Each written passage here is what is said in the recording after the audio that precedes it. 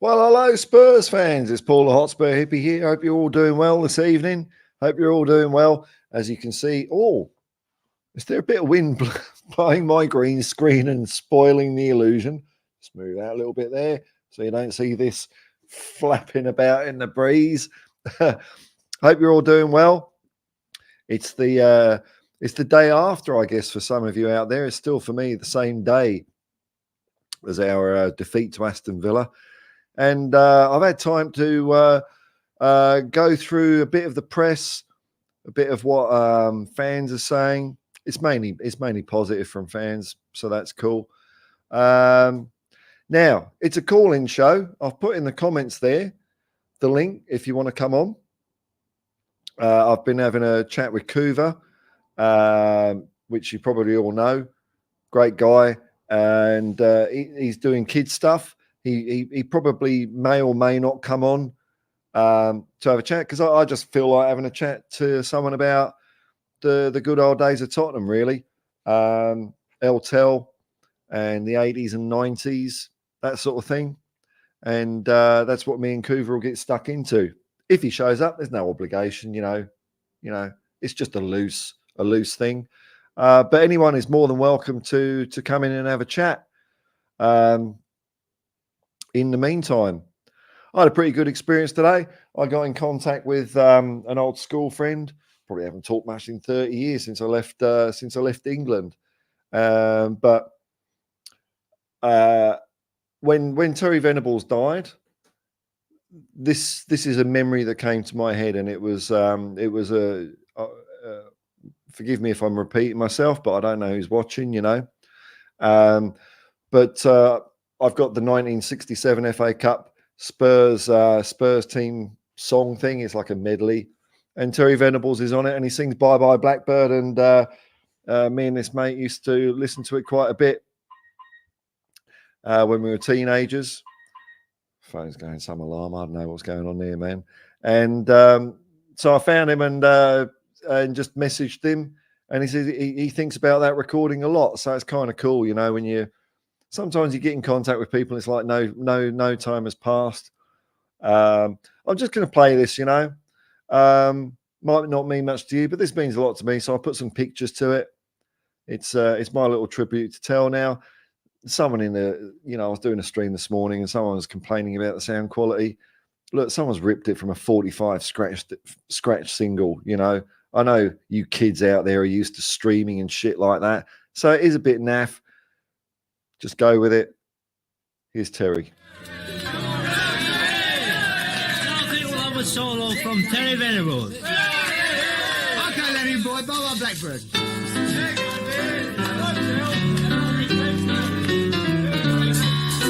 I pack up all my care and woe.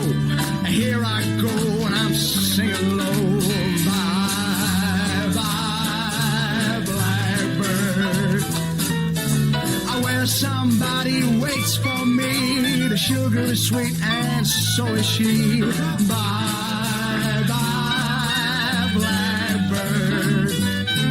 Well, no one here can love or understand me.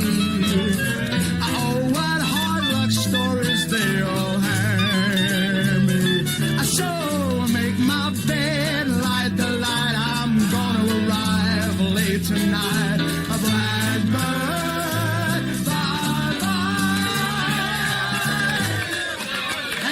Scottish contingent, Dave, Robbo and Gilly with I Belong to Glasgow. Give me the hand, lads. Come on!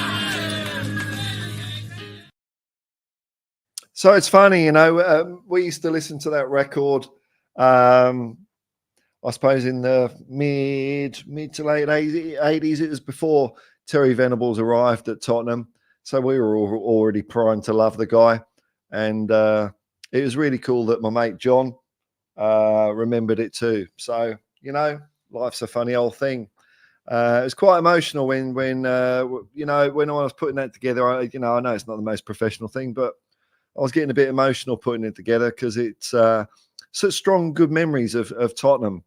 And I've said it a few times, but you know, when you move over the other side of the world, you kind of lose track on who's getting old, and obviously people do age, and it's the natural part of life that people pass on. But it was a real shock to me, and yeah, it was very emotional for me. But anyway, I'll get to the comments in a moment, folks. Super chats and memberships are available if you want to like give me some money, because you know that's what people do on YouTube, isn't it? Look, I've been having a look around. Look, here's what I've look. Here's a Google search for Tottenham Aston Villa, and I was scratching my head a bit about this, folks. I think this says to me a lot about. Well, it says something about the way football's regarded these days. And I think it says something about the way some fans regard football. I'm not specifically talking about Tottenham fans here. But it's becoming a numbers game, man. It's becoming a numbers game. That's not what this channel is about. This is not about facts. It's about feelings and how football makes you feel. I hope you'll watch the game. I watched it. Of course, I was gutted. I did a review earlier, you know. Don't like losing, man, but I thought we played bloody well. But if you know, as I'm just going through these headlines, Tottenham suffers third straight loss as Ange Postecoglou's Premier League dream falters. Ooh. Tottenham's third straight Premier League defeat, compounded by another devastating injury blow. Premier League 2023. This is worldwide. This is Channel 9 over here as well. I see how quick. See how fucking quick. And I had a 5-minute countdown so I can swear. See how bloody quick the Australian press turn on people over here. They bloody well, they don't like football here. When I say they, I mean them. Not us, not you watching, not me, not my mates, not people from the neighbourhood, if you know what I mean. But the media and the government, look at this. Premier League 2023, Tottenham versus Aston Villa. Injury woes compounds the Spurs' devastating loss. Devastating. They're beginning to write Ange off. And you know what I know from past experience? A written off Ange is a very dangerous creature. I'm telling you that. This is not his first rodeo. Topple Spurs, but you know, just giving you an idea about how it all works over here. Let's have a look at this. Let's have a look at the article, eh? Let's see what Channel 9, Wide World of Sport, whatever the tune is. They can't even link to their own bloody story, can they? Incompetent fools.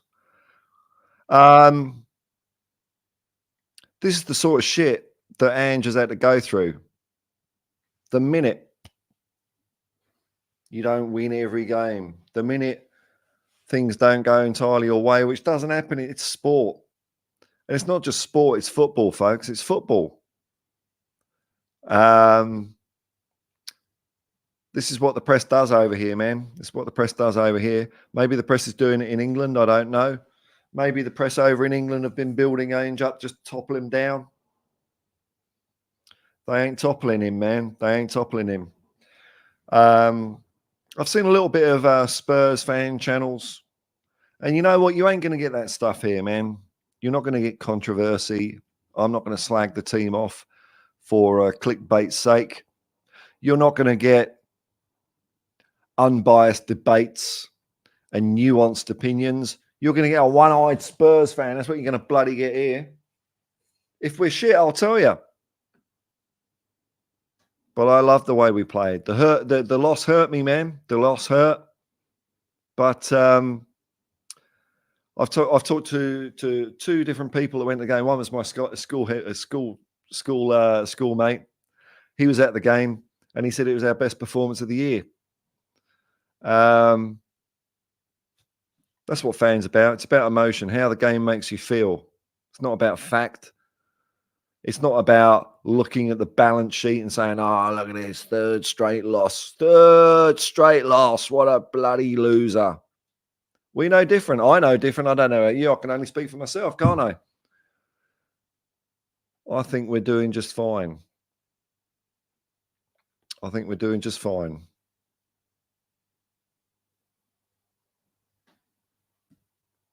Don't get me wrong. I'm not going to be overly positive. Like I say, if we're crap, we're crap. Last week we were crap. I mean, we were. But this morning, I thought we were great. Didn't go our way. I can't say we deserved to win because Aston Villa scored more goals than us. That's the way football works. But you know, I get the feeling a few people are getting on the case of Ange, playing the armchair expert. Not here, man. I'm a bloody idiot. What do I know? I only know how I feel. I'm feeling good about Tottenham Hotspur at the moment. Anyway, let's have a look at the old comments here. Lemmy, member of the Hotspur Hippie commune. Thanks for your support, man. Doobie doobie doo, doobie doo doo. That's right, man. Strangers in the night. I don't know why Lemmy typed that. It's quite funny.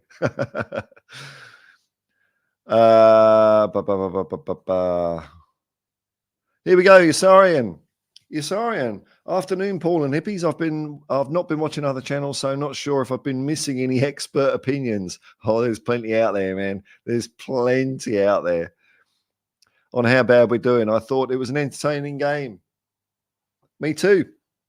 I thought we played some really, really good football. I really enjoyed it, man. It was cool.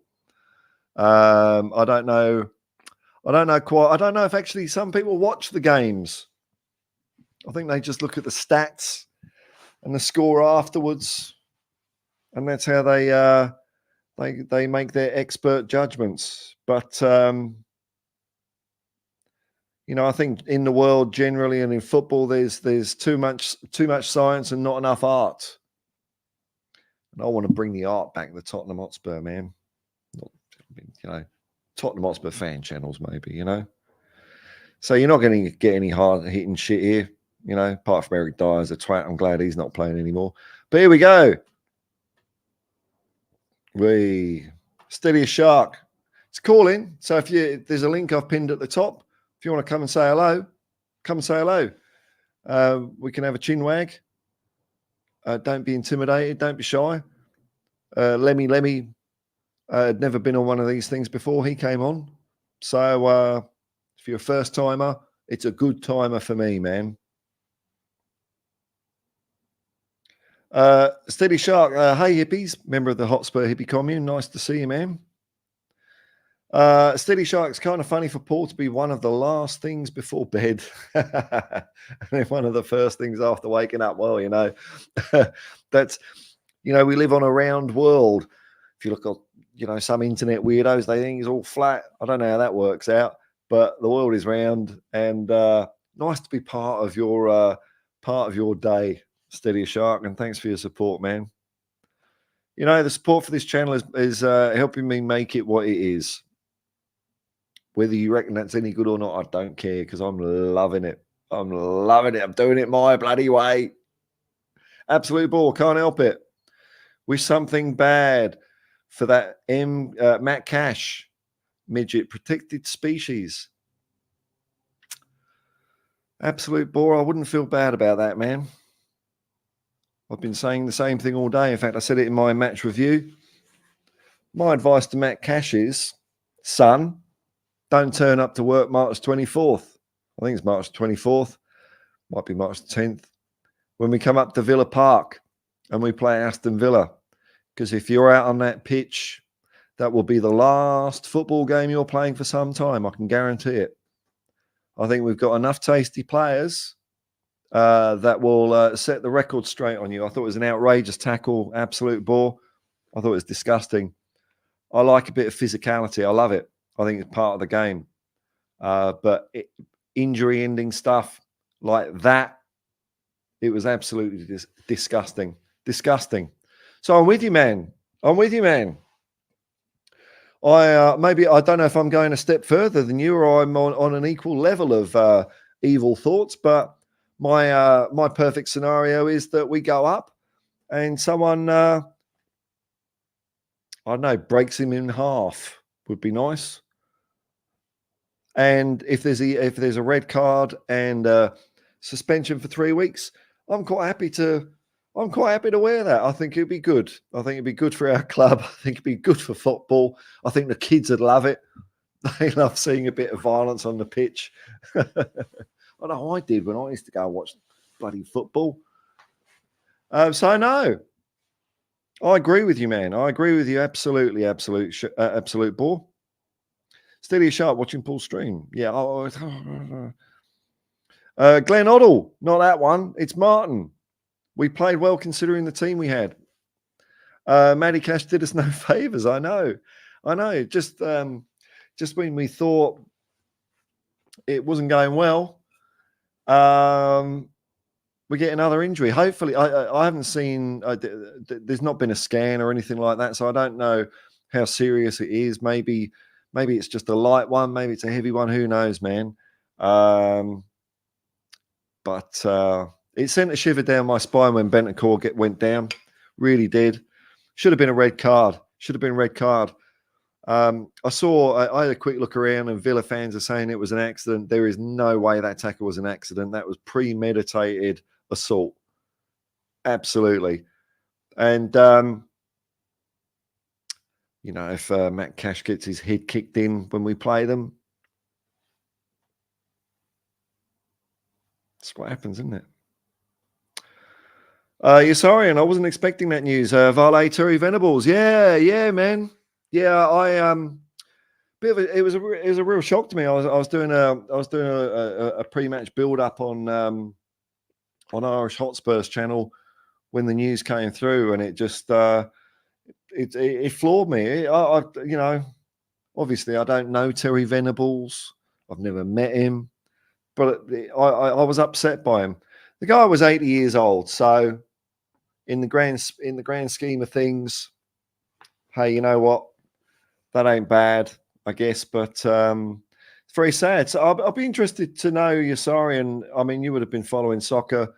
My impression of what Australians thought of him was pretty good, managing the Socceroos. We came that close. Maybe if we got there that time, we wouldn't have had all this A-League crap come in. But he was a good guy, man. Managed Tottenham from 1987.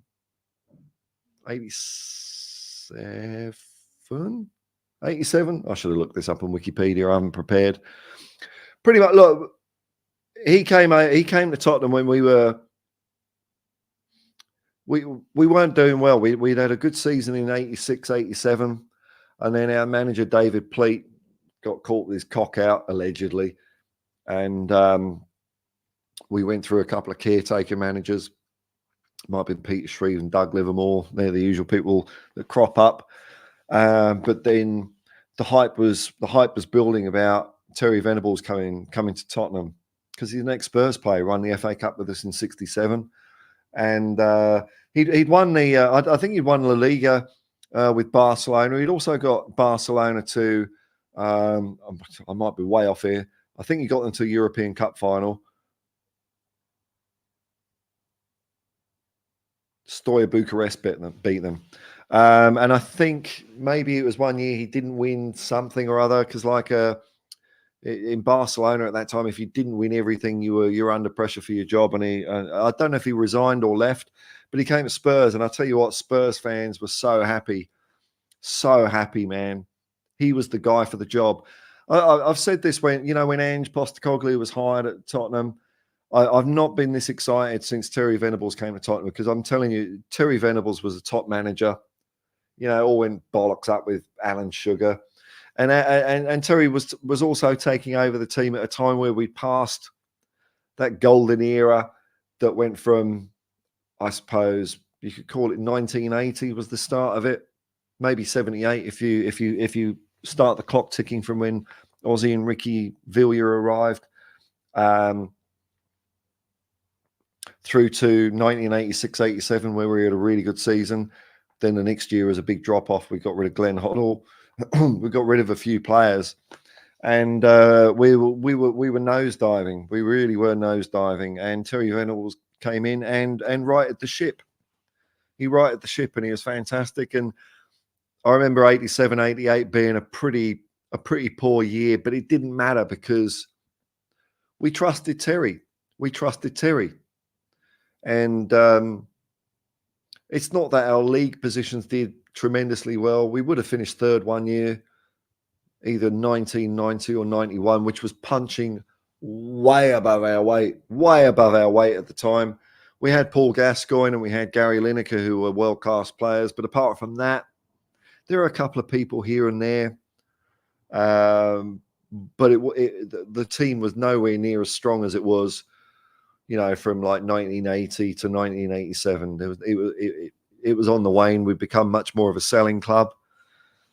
But Terry was such a good coach, an enthusiastic character, a believer in good football that, we did all right and we got an FA Cup. We got an FA Cup, last FA Cup with Terry Venables. So I've got a lot of, really good memories for him. I think 87, 88, that was the last year I held a season ticket. Because I think that was when they put all seats in the shelf, and that's when the ticket prices tripled. So I still went to I went to games like, once a month instead of every fortnight then. Then I moved away to Sheffield. So I wasn't even in London when we won the FA Cup. Glenn Hoddle, a.k.a. Martin. LTL True Legend. Alan Sugar really shafted him. Glenn, I don't know the ins and outs of all of that, but I agree with you. I don't give a flying shit about Terry Venables' business dealings. He seemed like a good guy, didn't he? He was one of us. He was from the neighbourhood. And he helped bail us out. We were going bankrupt. The club was closing. It wasn't just Alan Sugar that bailed us out. It was Terry Venables as well. With Terry at the helm, we could have done a lot better in that period. Absolutely, man. Can you imagine? Because I think Terry made a bid to buy the club. And I reckon if he was in charge, I think Terry always wanted to move upstairs. He wanted to stop managing the team and move upstairs. But I think if he owned the club, can you imagine Terry Venables owning the club and then having Ozzy Ardiles and Steve Perriman managing the team? I think we would have been fantastic. But we instead had an absolute evil twat owning the club. Thank you, Lord Sugar. What a cocksucker. Yasarian, Son wasn't too far off scoring that hat-trick. Yeah, I predicted. It was almost but it was like an offside hat-trick. It was an offside brace at least, wasn't it? Yeah, next time. I think the way that we're going up front is because it's such high tempo. The people have got to have, they're acclimatizing to it still, because there was passages of play in the first half before it sort of became kind of inevitable during towards the end of the game. We were playing some beautiful football, man. And Sonny was part of that. I suppose people are out there bagging him, bagging the players, bagging the selection.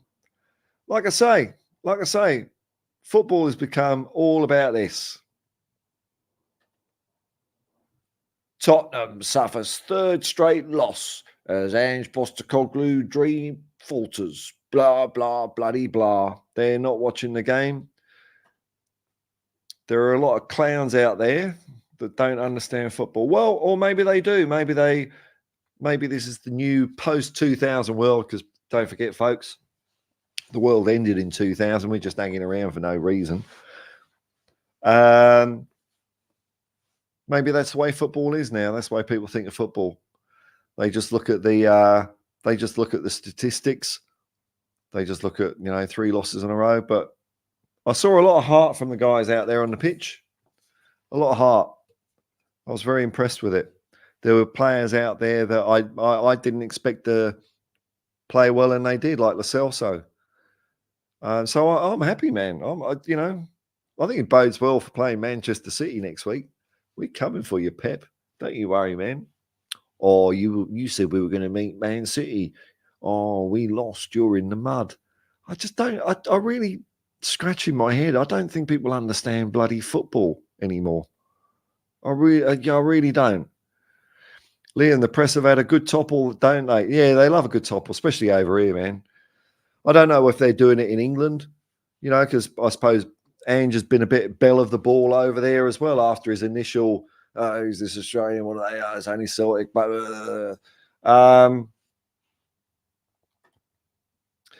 you're sorry, and Ange is no tall poppy, but that won't stop certain nobodies trying to cut him down. And it won't matter, will it? I'm moaning about the way football's regarded by the press and some fans or whatever, but this comment is absolutely right. It doesn't matter. The more you try and hack Ange down, oh my God. you better be ready, man. You better be ready. What you think he's going to? You think Ange Postecoglou is going to curl up into a ball and change his ways? Good luck with that one, man. Good luck with that. He doesn't care. He doesn't care what people say about him. He doesn't give a shit. I can't emphasize this enough. He's been going through this his whole bloody career. This is a walk in the park. He's had it at every stage. When he's a youth coach, Craig Foster. That was the first time I saw Ange Postecoglou, actually. I missed his South Melbourne playing and managing days, but I remember that interview with Craig Foster. And Fozzie's giving it all that.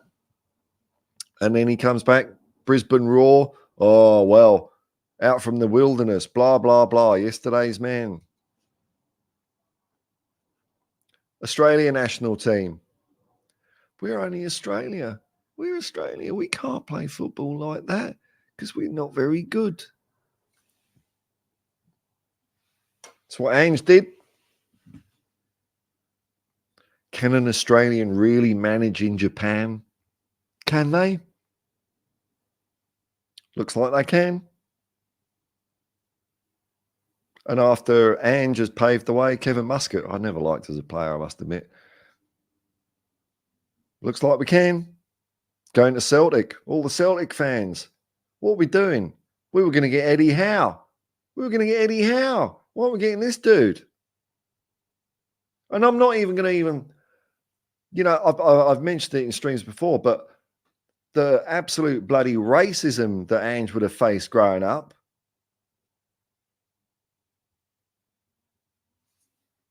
Double first year, treble second year at Celtic. Comes to England. Well, it's only Celtic, isn't it? Even I heard people say this.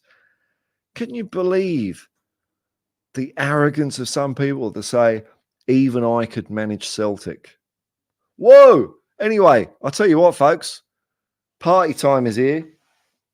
I've tap danced enough. My special guest, because none of you buggers wanted to come into the chat, so sod ya.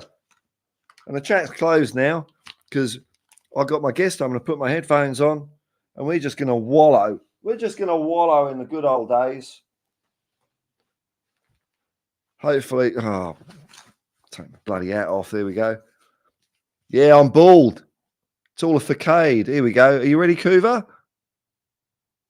Yeah, he comes. Here we go, folks. Always ready. Here we go, man. How's it going, Paul? Fucked up my hair. Now, can I just right? I'll unplug my headphones. Right? Does that sound shit to you, or is it all right? It's fine. Can you hear yourself? Well, a tiny little bit. But yeah. Okay. Bollocks to it. Yeah. Fuck it. That's all right. So hey, how you going, man? We swapped a couple of messages here. Before I was really gutted hearing about Terry passing, man. I don't know. How did you hear it, or what were your thoughts? Yeah, I mean, I don't pay much attention to the news nowadays because you basically search so hard to get anything that's even vaguely truthful. So I missed it at first, and then suddenly I spotted the Terry Venables on the start of the game tribute, and I thought, have I missed something? I quickly looked it up, and my jaw dropped. It's like, what a lovely bloke he's been for this club. He really has. Sadly, I never got to watch him playing for us, but same here. Everybody that played with him said he was great. He was life and soul of the party, bit of a geezer. He liked to have a bit of fun with things. Got a bit emotional at times. Well known for punching Dave Mackay in training. Really? Yeah. But there was no lasting long-term malice about it. I think they realised it was heat of the moment, bit of an argument. As used to happen all the time in dressing rooms. I earlier today, man, I watched. I was going through a bit of Terry Venables' rabbit hole on YouTube, and there was this thing that Sky Sports did, "Reasons You Love Football," and they asked Terry a few questions, quick answers, and one of the questions was, "What players did you admire?" And he said Dave Mackay. Yeah. And this was like when he was in his 70s, he said this. Dave Mackay, that was the player he wanted to be. And he punched him, man. Fuck, you got to have balls to do that, eh? Yeah, well, that's the thing with Terry Venables. We see all the nice guy image and the flamboyant football and flamboyant off the pitch as well, gift of the gab. He's got that aura of sort of, it's almost like that Del Boy attitude, isn't it?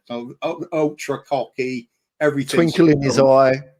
But there was that other side of Terry Venables, which is fiercely competitive. He was ruthless when he wanted to be, and that's what he needed to be if you're going to go into football management. He did have that beautiful mix of incredible tactical knowledge and an attacking mindset to the team, and it translated to the players and everybody who played under him. Everybody. There's nobody that has bad words to say about him. The only people that ever seem to craft any bad words about him, as usual, it's the bloody press, isn't it? Saying, "Oh, you look at his career; he's not actually won all that much compared to." Know what? You're right, man. Like, because I was looking at stuff, and like there was old press reports, and they were saying, "Oh, he flattered to deceive," and all that. And I think, what were you on about? He won a La Liga with Barcelona. He got to an FA Cup final with QPR, and we won that one. But they played well in that final. He won an FA. I don't know where that came from. They just seem to want to knock him down. Yeah, there's a reason people like him get offered that kind of Barcelona job. I know. He don't just fucking walk in. It's because people within the bloody game know what they're doing. Yeah. So He made his reputation at Crystal Palace, didn't he, first, and then QPR. Yeah. And, QPR did play us in the 82 Cup final where we beat them in a replay. They gave us a hell of a hard game. And I think 84 season, when we won the UEFA Cup, if I remember rightly, QPR finished above us that season. They were a decent little team. I think they finished about 5th or something, and we were 8th. We were very inconsistent at the league at that point. QPR, Venables was going well. Barcelona saw what was happening there, thought we'll have some of that, and he did well there, very well. So that's where he got the El Tel nickname, and it's stuck for years, hasn't it? We used it today, didn't we, when we're talking to each other? Oh yeah, it's just one of those things. It kind of fits with the personality. He has that all those characteristics, as saying before. The one thing that stands out to all the players that played under him is they just say he's got incredible man management. He said that they were amazed at the fact he could tactically switch the team up so quickly in the middle of a game or between games and go for a radically different approach with each time. But get the players to believe it and believe in him and believe in themselves. Alan Shearer and Gary Lineker, two of the ones the biggest advocates for how good he was. And I just think, never mind his time with us at Tottenham, because we knew we had a pretty substandard team, if we're honest. He took over when had just left. I was saying that at the beginning of the show, man. I was saying that, it was on the wane, and somehow I mean, what he did with us. He did nurture through a very young Paul Gascoigne, though. And when we got Lineker, we had a fun team then at that point. It was good. Not the greatest players. The likes of Steve Sedgley, he wasn't sort of, what you'd consider David Howells. David Howells was a good worker, but, he wasn't. Vinny Samways. Yeah, Vinny Samways, he's a cult hero, isn't he? He's like the no neck. Stefan Freund before we had Stefan Freund. I couldn't get angry at him, actually, because he tried, didn't he, He did come up with some important goals, Anyway, got distracted. I was going to talk about Terry Venables taking over at England. It was, first of all, he didn't get the job first because they decided Graham Taylor was a better player. 1990 or something like that, or 91, yeah, just after Bobby Robson. Oh, yeah, no, it was a couple of years later because LTL was under the cloud of whatever. Dodgy dealings or whatever. So they went with squeaky clean Graham Taylor, who led us to nothing. What's the direct opposite of glory? Shame. It's like substitute Gary Lineker in his last game. Wow. But anyway, so LTL comes in, gets the team playing some bloody good football. That's the best I've ever seen. Well, maybe the 90 World Cup as well. I reckon 96 was better, man. Because I think when I think of 1990, you remember the semi-final with Germany and the tears of Gascoigne and all that. But I think a lot of people remember for the qualifying games, we were shit. Drawing with, and all the press were saying, play Mark Wright, play a sweeper, and eventually they did. But the 90s... I was going to say, kind of reminiscent of the 86 World Cup as well, where we were really average. Yeah. And then it suddenly sparked to life almost by accident. Yeah. Well, I think we played Cameroon, Belgium. David Platt got us out of a late goal. It was sketchy. But 96, we were playing lovely football, man. Lovely Euro football. 96. I remember the first game we drew with Switzerland weren't that convincing, but there was something there. And then we had that great game against Scotland where Gaza scored that amazing solo goal with dinking it over the no, that was a bloody nightmare, that goal, wasn't it? That was fantastic. But then followed the greatest England performance I've ever seen. And that was that demolition of the Netherlands. We won 4-1. Yes. Yeah. That was the greatest football I've ever seen the national side play.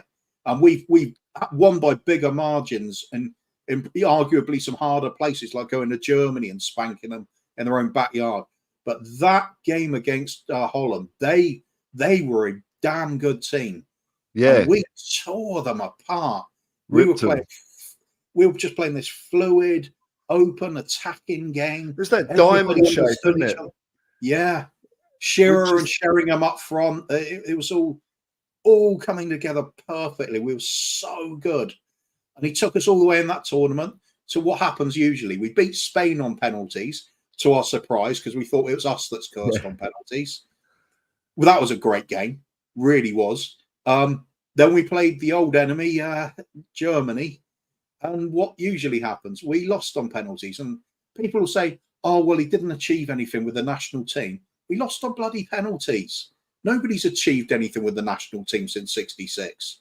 And he trusted Stuart Pearce to take a penalty as well, which gave us, we didn't win anything. But I mean, that moment is one of the, it sends shivers down my spine, that moment of redemption when Stuart Pearce just banged that bloody goal in, man. The blood vessels coming out on his head when he's, fist up there. He's like angry with passion about it. Yeah, totally. That sunk in the memory, didn't it? Yeah, I'll just say to people in the chat, if you've got a question, just put Q. But, really, I just want to have a chat with Couver, because this is our era at Tottenham, I'd say. You know what I mean? For me, anyway. We'll have to keep an eye on it because there's bound to be people from the same era that have got, Yeah, all right. I just have trouble multitasking, Yeah, I know what you mean. If you put a Q... We're getting old, mate. If you put a Q at the beginning of your comment, I'll make an effort to come to it. But I just, I do want to get stuck into all this because, they were fun days. Like, And that season 87, 88, where we were a bit crap. And I remember that as that was the year Terry arrived at Tottenham, and that was the last year I was a season ticket holder at Tottenham, because the year after, the shelf was replaced with seats to make it all safe. Well, no, let's think. We went all seater in. Oh God, when was that? 90. Was it later? Was it? Yeah, it was later. Definitely later. Can't remember, early 90s anyway. Right. But I think perhaps they'd already started doing some work. I mean, I remember they wanted to get rid of the shelf in the 80s. They wanted to start putting the corporate boxes and things on there, and it's just it kind of started losing. But anyway, I'm with you. When we went all seater, I kind of lost interest. Yeah, I still went, but it just wasn't the same. There was something about our generation. If you were somebody that loved being on the shelf, you understood how to have a bit of a drink, have a laugh with your mates, and shove each other around a little bit. I broke a finger on the shelf, and it was fun. It was. I went down to St John's Ambulance at half time. It was a game against Watford. I was like, because I got crushed up again, because I was a teenager, so we'd always get there early and go to the Barrett, those metal frames, and you sort of get your spot there. I was crushed so hard. It's like, I think I broke my finger. It's dislocated, and that's football. Obviously, I haven't drunk enough, mate. Safety third. They were fun days, man. But I know, when Terry arrived at Tottenham, and even I was saying we had a bit of a dodgy year, because we were on the way, and we just lost Glenn Hoddle, and then bloody Chris Waddle less soon after that as well.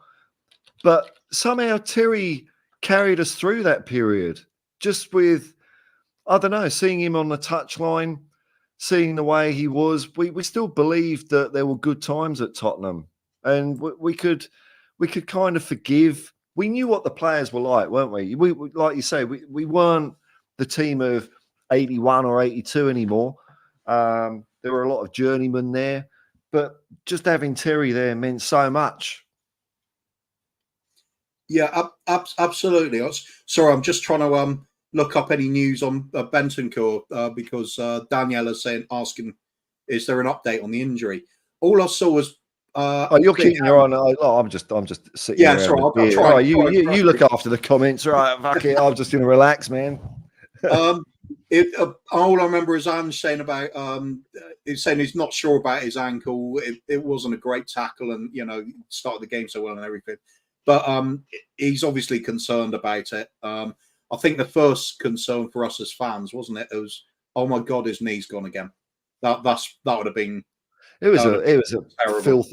I reckon Matt Cash is going to get a bit of comeuppance when we go and play them up at Aston Villa. When Ange says it wasn't a great tackle, I think we can read something into that, Couva. I was on United Spurs of America with Jacob last night, and he brought up one of the pictures of Bentancur being helped off the pitch, and you could see Romero there at pitch side, and he was just clocking it. He was just like, there's some receipts there, mate. You better call in sick on that day, Cash. You fucking dirty and cunt. It isn't the first time with Matty Cash, is it? Because he put Quality out of action as well with another needless tackle. 2 bookings for that, for it seriously injuring players. He's just disgusting little player. I hope he gets broken in half. Yeah, I really don't often wish for a player to get injured, but him, he needs it.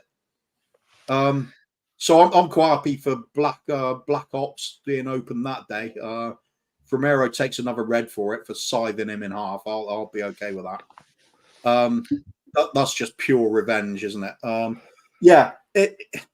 It's so basically with his injury, Daniela, I'd say it's probably too early. They're probably going to be having a proper look at him this morning, a few scans and whatever. Then we'll know more at lunchtime probably.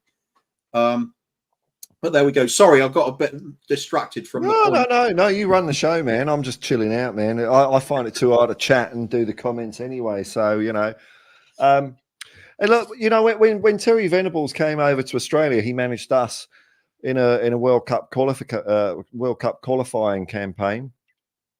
Before he arrived, Australia had never been in the top 50 in the world.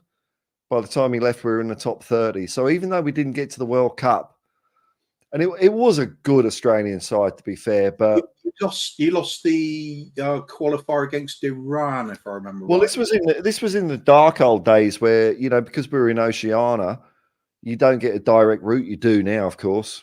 Yeah. Now we're in Asia, bloody Oceania gets in.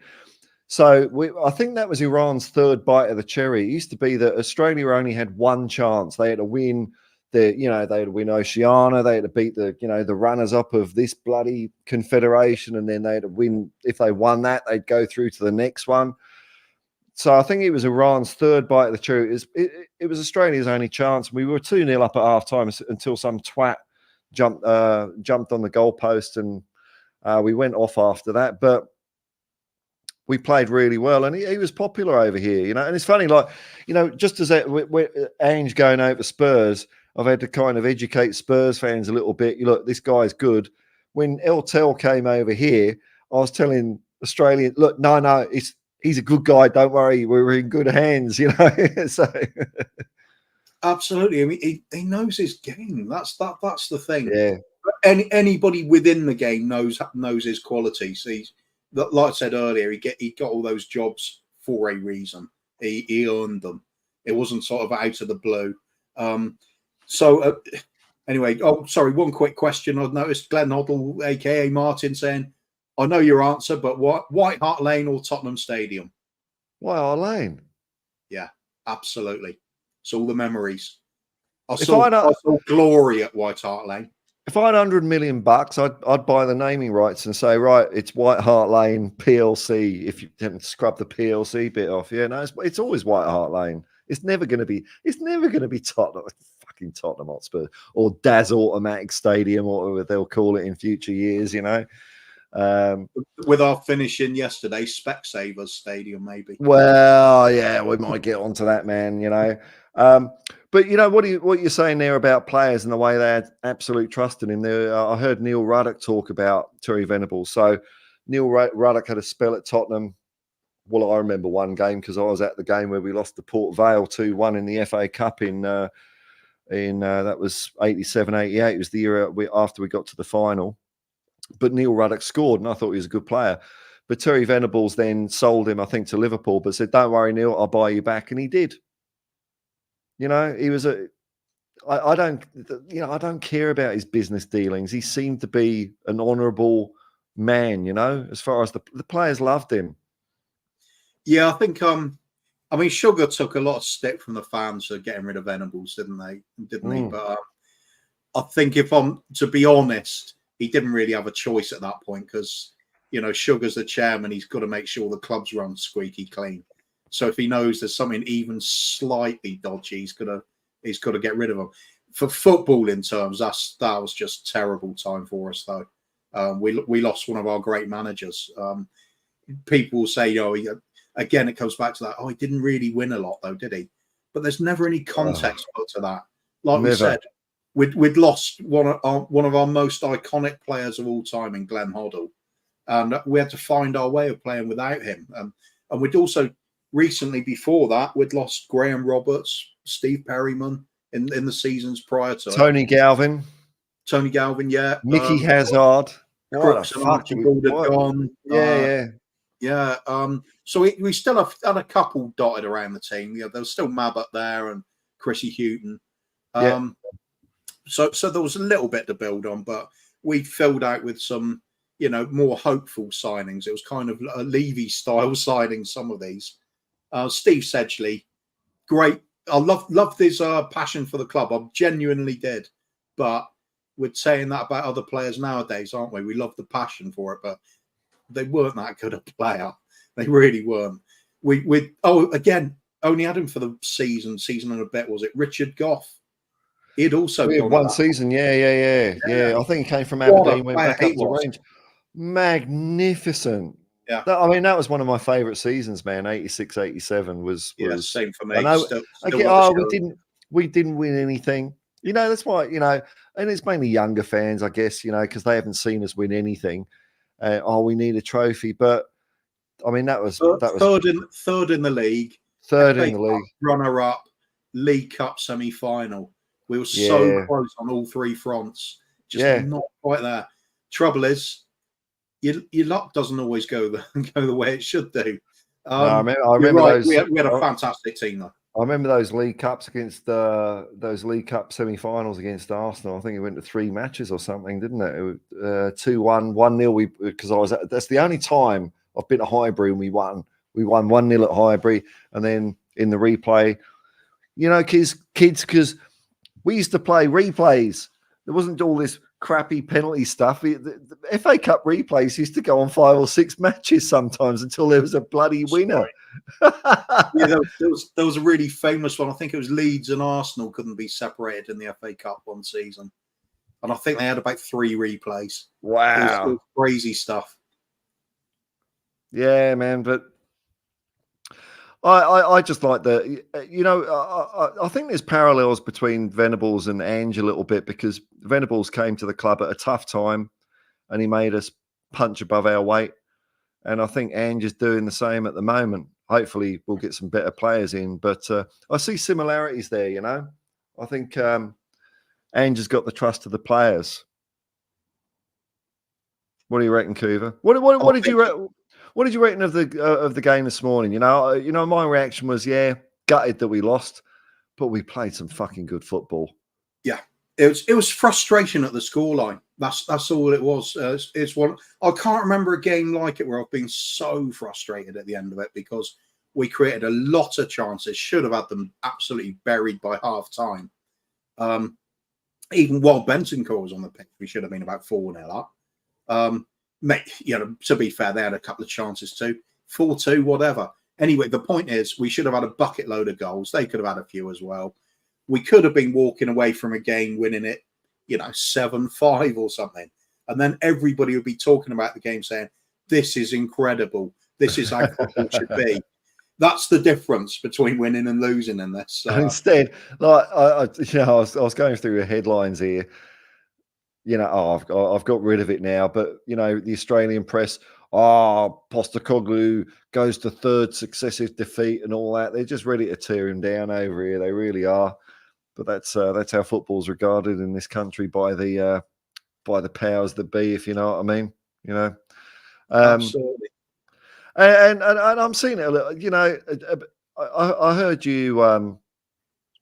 I heard you say this on Jacob's stream the other morning. I haven't been on many Spurs channels because I'm quite happy the way things are going. I don't think there's much reason. There's no debate, or I can't be asked with all that, or arguing or something. What do you want? Yeah, I'm tired of it.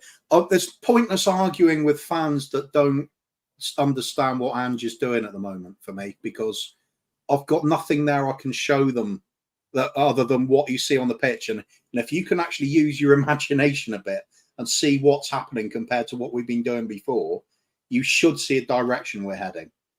Some people can't. I can't blame them for it. I mean, some people just lack vision, maybe.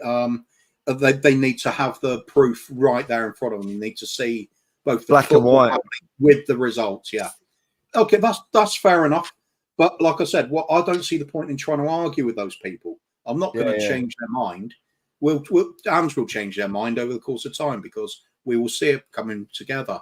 That you got funny, presumably Gooner in the chat, Scott Jones, and he's just said something that's absolutely hilarious. With it's the one, it's the one before that. It's the one before that. What, when he's talking to Yossarian? It's I understand your weird. Don't you start dissing Yossarian, mate. Yossarian is a stalwart of this channel. Absolutely. I understand your weird reaction to my comment, because Spurs are a small club, so you won't be getting much interaction from non-Spurs fans. Really? Why are you here then? Yeah.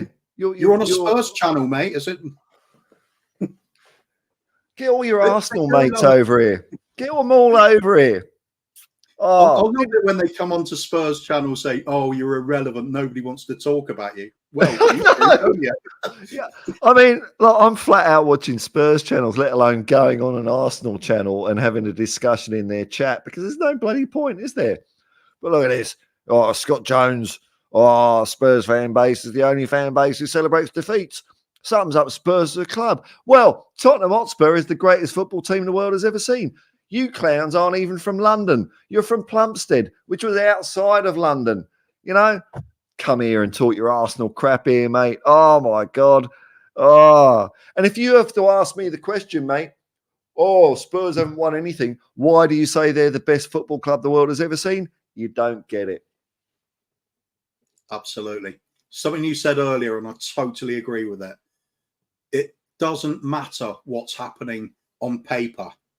No. What matters with your club is how you feel about it. That's all it's about, man. The game is about emotions, it's about passions, it's about believing in what you're seeing. If it was all about just results, you would not see all Wouldn't these give a fuck. millions of fans following little clubs in lower divisions. It's all about the dream. It's all about enjoying the moments. And for us, it's long overdue. We need a period of success again. It hasn't happened. Doesn't mean it never will again.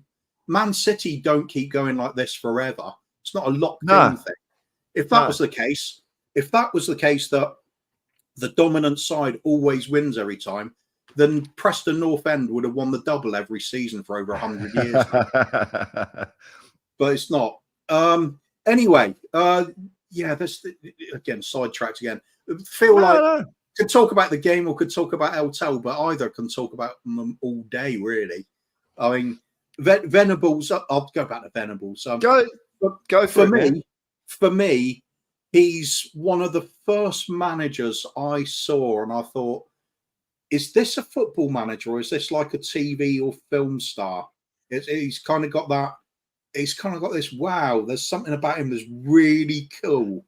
Charisma, He was a bit Hollywood, wasn't he? It was the first time I've gone from thinking I want to be this player to, you know what, I'd love to be a manager like him. Yeah. There's something about it. Yeah, it's to a lesser extent, you could see the kind of arrogant kind of swagger to it with the likes of Ron Atkinson, but he was a bit of a prat, really, wasn't he? In his sheepskin coat. But you know what I mean? He had that kind of John Bond. Yeah. But El literally did have it all. He was highly underrated. And again, people don't put into context just what he was doing with the players that he had available. You see the same with Pochettino, written off by so many people all the time. Unfortunately, we're probably going to see what he does, what he is capable of doing at Chelsea. He's their agent. He's screwing them up, man. Because when we were enjoying the delights of Tottenham winning UEFA Cups and FA Cups, Chelsea were in the second division, and that's where they belong. Yeah, absolutely. I think somebody made the comment in the comment as well about Eltel's the reason Paul Gascoigne arrived. Yeah, that's a fair point. Huge drawing point. Yeah. There is something about getting the high profile manager that will attract players. Certainly. There's always been merit to that.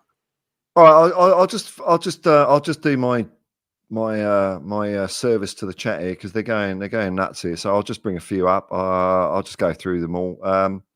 Tigro, member of the Hotspur Hippie commune, nice to see you, man. Super chats and memberships are available. Alan Bennett, not that one. No. He's a dead ringer for him. He's a dead ringer for the short Yorkshire guy. Are you number one in Australia? I don't know, man. Probably. Oh no. Question. Here we go. We've done that one. God, you were ahead of the game here, Couver. You're running this better than me. I'll just give you the password. Fuck it. It's not the first time Cash has done that. Said all pissed up. Yeah, I know. Did it on Doherty. Oh, he clattered Grealish. Yeah.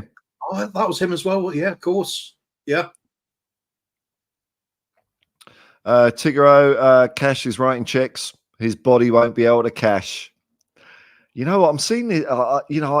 This gives me hope, Kuva, because I'm seeing a lot of Spurs fans come out with this sort of stuff, and it makes me think football's not dead. I'm also going to go with a really cheesy 1980s film reference and saying Cash is going to get tangoed. Oh no, that's a shit film, man. Yeah, I know, was that one of the films you were watching when you couldn't even bear watching Tottenham play last year? Cheesy 80s movie. Love it. Just to remind you, put your Yeah. mindset back of like caning Man United 4-0. Terminator, Back to the Future, the classic stuff, RoboCop, That's Predator. brilliant. Yeah, I love all that stuff. Yeah, Big up, cheesier Phil. the better, the 80s. Big up, Phil. Here's another one. Edward Y. Cash has an X on his back. I love it. Bring it on. You're sorry, it sucks that I still can't remember the serial pest's name. Michael Hoare, I think his name was. He was the guy that broke the goalpost. It's a shame because this is during the Australian qualifier against Iran, so we didn't qualify for the World Cup, and that led to the whole A-League and Peter Hoare. There we go. Someone else is already asking. Scott Jones, the Arsenal fan. Welcome to our neighbours. Ange is a gift for us fans who want unlimited comedy. He is naive and clueless and always finds a way to manage his team to lose. Always, eh? Seemed to be doing pretty well at Celtic, didn't they? Yeah, and Yokohama and Brisbane Roar and Australia and South Melbourne. What's Arteta won? FA Cup with a team he inherited. How's Arteta's light bulb going? Are you still enjoying that stick? Oh, the energy. We can all join hands and light a light bulb. I'll tell you what, Scott, because I'm a pedantic fucker, I did some research on that. It's not possible. You know what Arteta did? He bought a trick light bulb of Alibaba to do that. That's why you fucked it up last year, because the players at some point saw the Alibaba fake trick light bulb box in the bin and their belief washed away like the tears of you at the end of the season. But welcome to the channel, mate. Welcome to the channel. Absolute. Yeah, we didn't lose it. Yeah, we drew 2-2. Yep. That's right. If I remember rightly, you were 2-0 up and then conceded 2 really late. Yeah. That was a killer, that was. Barney, who's currently running third in my tipping competition. How's your bow in that new cam chair? I'm comfortable as hell, man.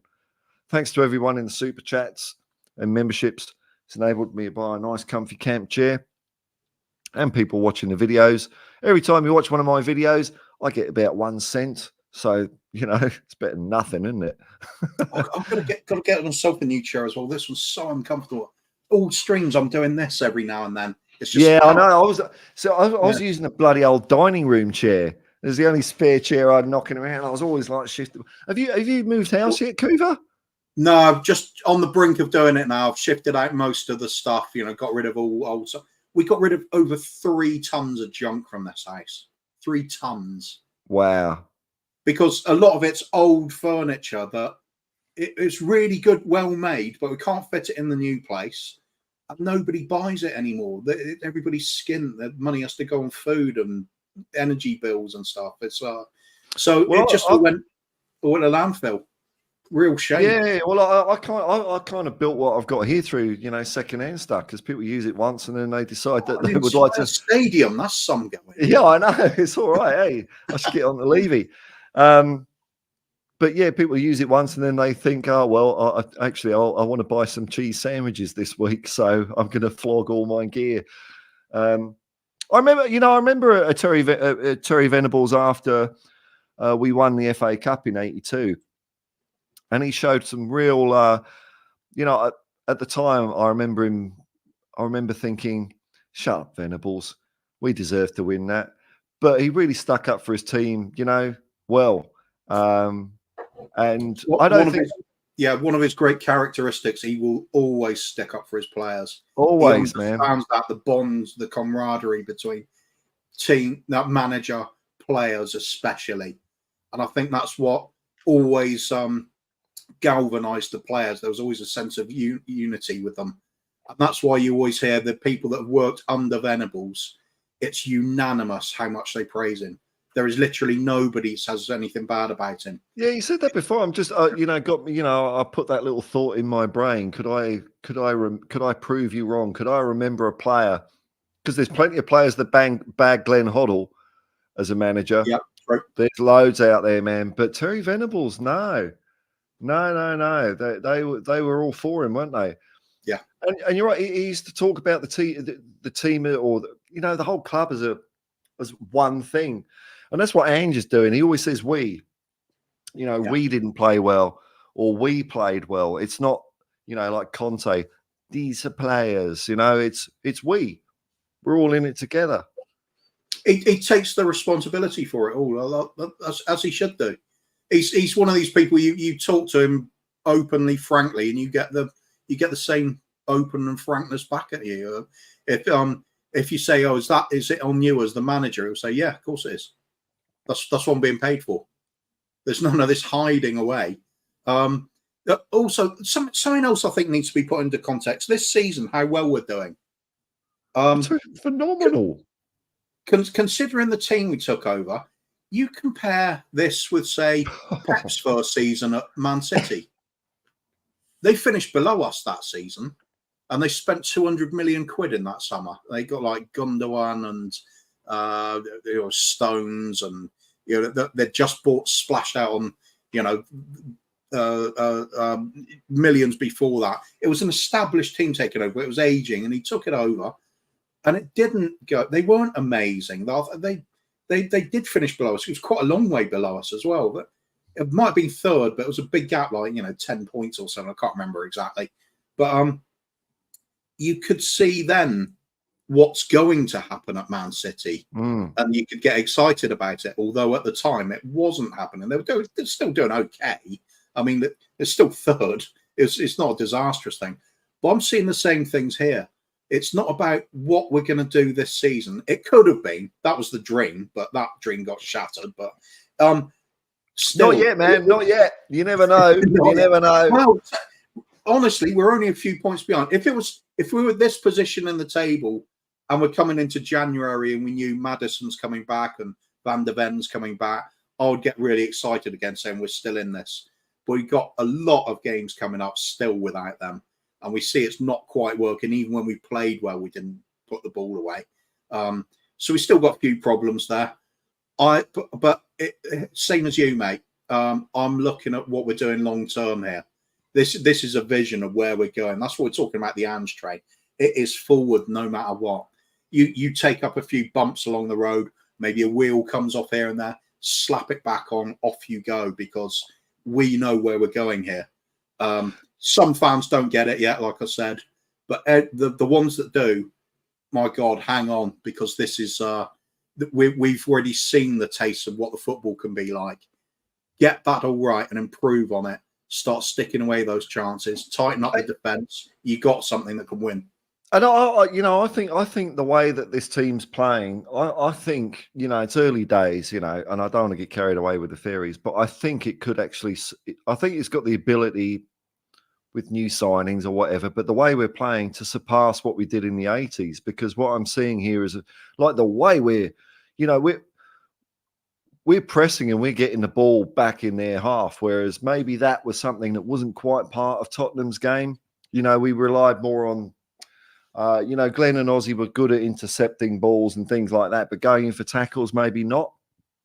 So I'm seeing some real steely resolve. I think we could, some of that play, it was so fast, man, the game last night. It was just, I was watching it going, what the fuck? This is just amazing. I mean, scores aside or whatever, I was just, and the number of like back heels and side flicks and stuff like that were actually coming off. Some of them didn't, but at least the players have got that confidence to have a go, try that, that risky thing that will just open a team up. Not always go for the safe thing, because that's what Tottenham's about, man. I suppose every club claims to have their culture and way of playing, but for me, Tottenham is just I don't know, just taking risks, just taking risks. Yeah. In fact, Steve Perriman, I heard him say it in an interview. I think it was in his early days playing for Tottenham, and I don't know if it might have been Dave Mackay or Mike England that said it to him, because Steve would like be getting the ball and doing the safe pass, you know, to a player that's better than him. You know, that's what you tend to do. I know that's what I used to do when I used to play, and you know, luckily the best player in our team always used to be near me anyway, so it's pretty cool. But he said, look, Steve, you're playing for Tottenham Hotspur now. Take a risk. And that's what I see we're doing. And I love it that the players have got the confidence. And they can't do that if they know, if they've got the thought in their head that come the post-match press conference, if we lose 2-0 or whatever, that the manager's going to start saying, these players, I can't, this club, why haven't we, it's not me. It's not me. We haven't won anything for Tottenham. It's not me. It's Tottenham. Tottenham haven't won anything for 30 years. I've won loads. I've won everything all over Europe. Ange ain't going to do that, man. And he's going to be honest about it. Like, after Wolves, he wasn't happy with the performance. Neither was I. We were shit.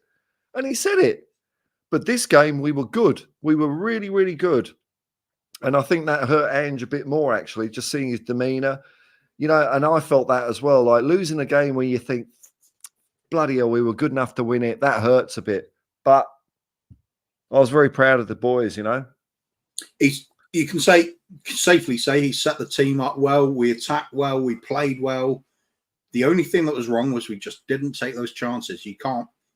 I'm pretty sure the manager isn't teaching them to miss. So I think there's nothing. Yeah, when you get the ball, hit the post. Hit the post. That's what you should be aiming for. The Wolves game was worrying. This one wasn't. Yeah, Wolves game where the wheels had come completely off. We didn't even resemble the team we're supposed to be, and I got worried. And I must admit, I was thinking I didn't see an alternative. I think he's going to have to play Dyer anyway, but he didn't. He went with 4 fullbacks at the back. So you were watching it all on TV. So did you see when the lineups came out? Like, you know, what went through your head when you saw that lineup for last night's game? Because I did a build up, or I did a stream with Jacob before, and between the two of us, we pretty much picked the team. He overruled me on Kulusevski going in midfield and putting Hill up front, but he picked Emerson going in the centre back. But I was on the stream with the Irish Hotspur on We Are Tottenham TV, and we were both clenching, ready for Dyer to be there. You know, the same old bloody shit. You know, which is what previous managers have, or the last couple of managers have done. It's like they play the same shit in the hope that a miracle will happen, that they'll suddenly start being able to play football. And I think what Ange has done is he's using his own eyes and experience. He's given them a good go. Like, you know, I still hear people crapping on about the Fulham Carabao Cup game. I mean, you know, and I've said this so many times, like if Ange had gone on what we know, or videotapes, we wouldn't be playing Basuma and we wouldn't be playing Sarr. So he has to make his own opinion up. So when that lineup came out, man, what did you reckon? Did you start thinking, oh, this could be fun? Absolutely. we wanted to see something changed up, didn't we? We weren't convinced the way Kulusevski was playing on the right wing. Certainly weren't convinced by the back four. The fact that he went for those 4 fullbacks instead of playing our only recognised senior central defender. That signals where Eric Dyer's going at the end of the season, if not absolutely. Nothing clarifies that anymore. I thought I've not been a big fan of Brian Hill. I could see that he's, there's a talent there somewhere, but it's done that performance from him. Did 2 things. First, I thought that's pretty good. I like what I was seeing there. He was full of running, always available to get the ball, making things happen, putting balls in, missing a few things, mucking up a couple of things. That's okay. But players do that. If you're trying to break down the opposition, some things are going to go astray. You're looking to create something difficult. But Hill's performance, although there was all the good things there, it still didn't answer the question for me. What happens when he does have somebody marking him? I feel he's still going to be completely redundant in a game at that point. And when you did see him in close quarters, at first I thought great, because he's using his fleet of foot and he's just weaving his way through other players without any sort of fear of it whatsoever. I love watching that. I love watching players that are capable of and have the belief in themselves to just run their way out of trouble, pass their way out of trouble. This is what we're trying to develop over the long term. This is why it's not going to be perfect this season, but you can see where it's going. There's that confidence. There's that way of playing. Porro nearly got caught out with it as well when Vicario played the ball out to him. And he turned into trouble. It created a chance for them. But I forgive that kind of thing. It's a natural thing. You could say perhaps Vicario shouldn't have played it out to him without saying, "There's a man on you. Do something quick." You know, perhaps that would have been the thing. Lack of communication there. Perhaps it shouldn't have been played to him at that point. But the fact is, we are going to keep going this way. When people say, "Oh, you've got to change your game, you've got to change your ways for the Premiership," no way. This more than ever, that game yesterday made me totally believe this is the way we do it. We stick with this. When it doesn't work, you just improve on it. You don't abandon it and go back to Conte ball and think that's got to be the answer. Certainly wasn't the answer at the time, was it? Mourinho ball wasn't the answer either. Nuno ball certainly wasn't. So what are we going to do? Just keep firing managers until somebody flukes upon a run of games, and then the moment it goes wrong, sack them again. That's what we've always been doing. This is a style of play. This is something I want to see at the club. And the biggest thing that's happened since Ange has arrived has been what's happened in the backroom staff changes. And the fact we've abolished that cap for the wage cap for the youth team, so we can bring in top quality young players, get them play this style of football throughout the club, which I've been screaming out for 30, 40 years now. It's what I'm used to seeing with Ajax, who's like my second team. Got a lot of Dutch friends there. We're always talking Spurs and Ajax. There's the whole Jewish connection, and there's the style of football is something we both sets of fans agree on. They used to love Glenn Hoddle. We used to love Johan Cruyff. It was a mutual kind of respect. And Ajax was invented by Tottenham, mate. I don't know if you know your history there, but there's truth to that, isn't there? Yeah. We were the first team to popularise that way of playing in England, though. It came down from Scotland.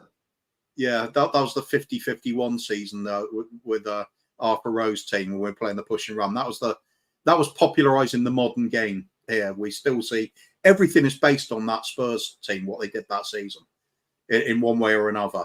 You could say everything's based on that, that old 7-3, 3-7 formation. The Cruyff made so popular. Again, it's who makes it popular that gets remembered rather than the first person to do it, isn't it? So Vic Buckingham did it, man. So Peter McWilliam came down from Inverness with a bit more total football, and Vic Buckingham, Spurs player, went on to manage Ajax and Barcelona. So without Tottenham, you wouldn't have bloody Ajax or Barcelona, Pep Guardiola, anything like that. It's we invented it. I like to say that anyway. Absolutely.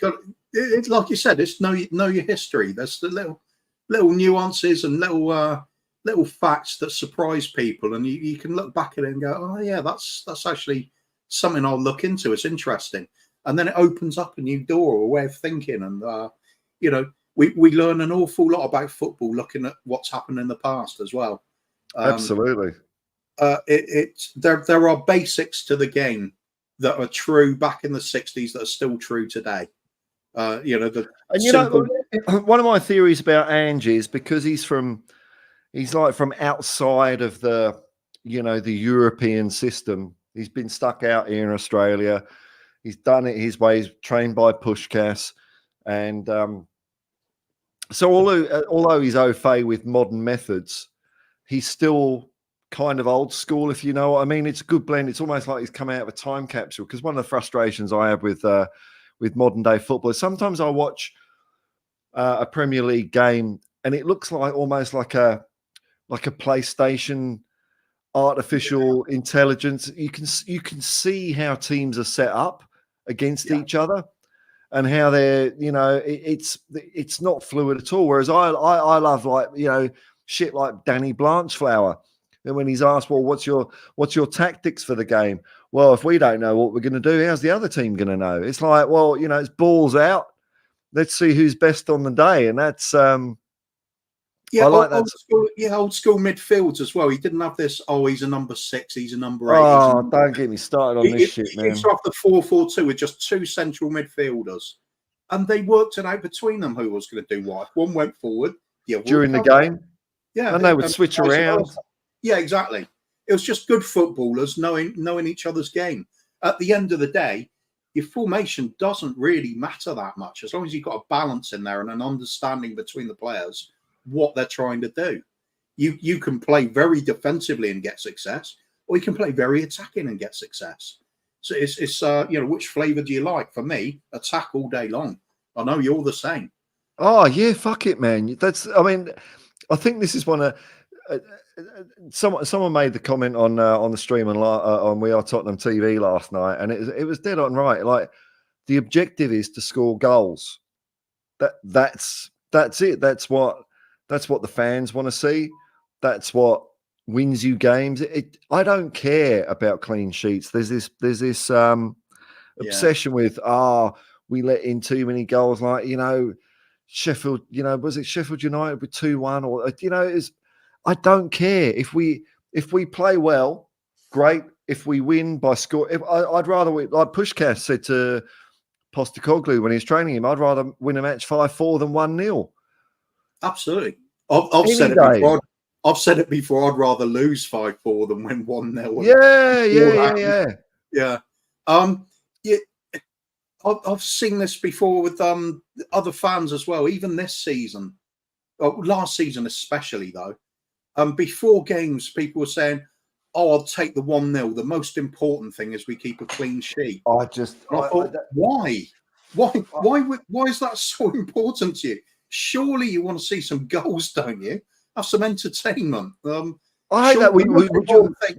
Most important thing to me is, oh my God, that was a great game. Yeah. Will you take the draw? No.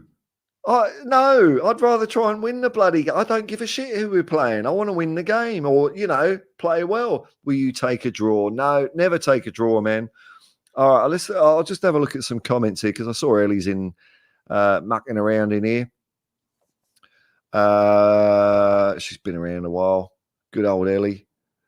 Big up, lads. Spurs, the pioneers of football. Not my words. Not my words. Ellie's words. A former player for Tottenham Hotspur. Right there. She knows more than me. I don't know shit. And we've got ties in with my previous point. In this country, we are the pioneers of the way the modern game is played. Absolutely. Now I've got a super chat. Tigaro, who's double dipping because he's you're a member of the commune, man. You're too kind to me. $5 Australian. Thank you very much. Question: over the preseason, would Spurs benefit from an AFL fitness strength and conditioning program? I say absolutely. Ange weaponizes fitness. We didn't have a preseason, really, did we? No, we didn't really, did we? No. It's going to take a long time for these players to get into the rhythm of it, get up to those fitness levels that are required. We do run out of steam in games at the moment, but that's not a reason to abandon it. It's the reason to keep going, improve your fitness levels, so you can last it. Plus, when we get our full squad back, we will have 5 substitutes we can use to freshen That's up. right. We don't have to put 2 keepers on the bench. Yeah. What the fuck? No, you're right. You know what? If one of our defenders went off, you'd fancy one of them to come on instead of Dyer anyway. Absolutely. Yeah, no, I'm like, and I saw this a lot at Celtic when Ange was winning everything. And I don't care about you people saying, "Oh, it's just the Scottish Premier League." I mean, I don't know. People have got such. I don't know. You know, I'm supposed to be the deluded one for saying Spurs might be in a title race or whatever. And you know, if we're not, we're not. I don't really care because I'm just enjoying football at the moment. But when I hear people saying I could manage Celtic to a Scottish Premiership, oh my God, you have not got a clue about football. What happened when Ange took over at Celtic? They overcame a gap. Rangers won the league the season before that with a 30-point cushion, I think. Yeah. It was 30 points. And then Celtic overturned that and dominated, breaking all kinds of records along the way. Yep. And continue to break records. Insane amounts of goals scored. Some of the best football they've ever seen. The fans up there knew exactly what they had as their manager. He is the Messiah. Loads of Celtic fans come and follow us, how we're doing now, purely because of this man. His accomplishment was absolutely superb up there. And Incredible. It never gets credit because, oh no, it's only Scotland. Look at the context. It literally overturned 30 points behind Rangers. 30.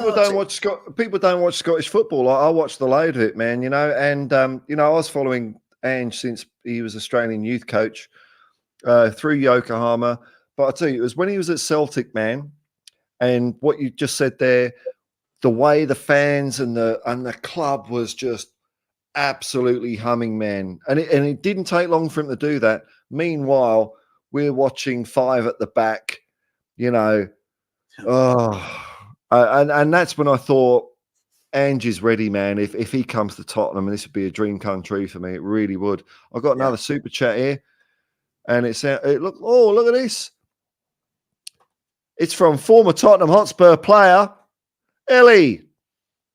For my Uber cab fare when I visit you in Australia, look, if you get in my Uber, you're not paying a damn cent, but you know, what's that? That's about, let me see, that's about $10. YouTube, that's $6. Look, I can take you from the airport to the McDonald's around the corner for $6. So, you know. the way our economy's going, that'll be worth about $400 soon. Oh, right. Oh, no. I want a strong pound. That's what I want. I want the Australian dollar to cark it because I'm getting loads of foreign currency shit here.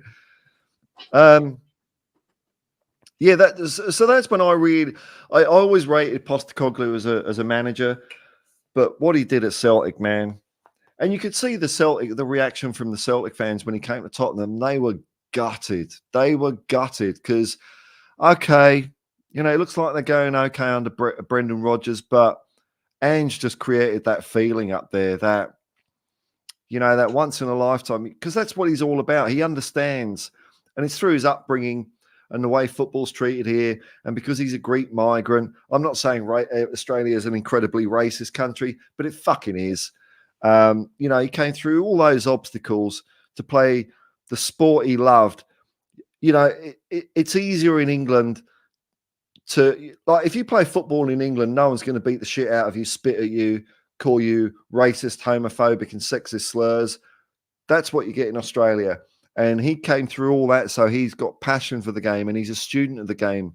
He devoured every moment of football he could get. It was when he was at Celtic, though, that's when I was thinking, because I'll be watching Spurs games when you were on your hiatus, watching Live and Let Die or something much more fun, Couver, and the ground was quiet, and you know, and that's when people are saying, "Oh, this new stadium shit, isn't it? Oh, the new stadium's crap," you know. But really, what did people have to cheer for? You know, defending a 1-0 deficit against AC Milan and bringing on Davinson Sanchez, and is that going to get anyone going? You know what grabbed me the other day about Conte's stay. You remember when it started off, when people were all really on board with it, and you know, we were sailing high at the top of the table, great start and everything. And then I remember people going, "Look at the way he's celebrating with the fans. Look at the passion. It's great." And I thought that was the whole talking point. It's our manager celebrating with the fans. It wasn't the football, because the football wasn't very good. It was arse. And it just got worse and worse and worse. And then the results fell away as well. It was goddamn awful. And people would just say, no, back him. Back him to do what? Carry on doing this. We needed something that can pull performances out of average players. And it didn't look to be Conte. Didn't look to be Mourinho for a lot of time either. And we know how good he is. Some clubs need a certain style of leadership to make it work. I feel we have always been one of those.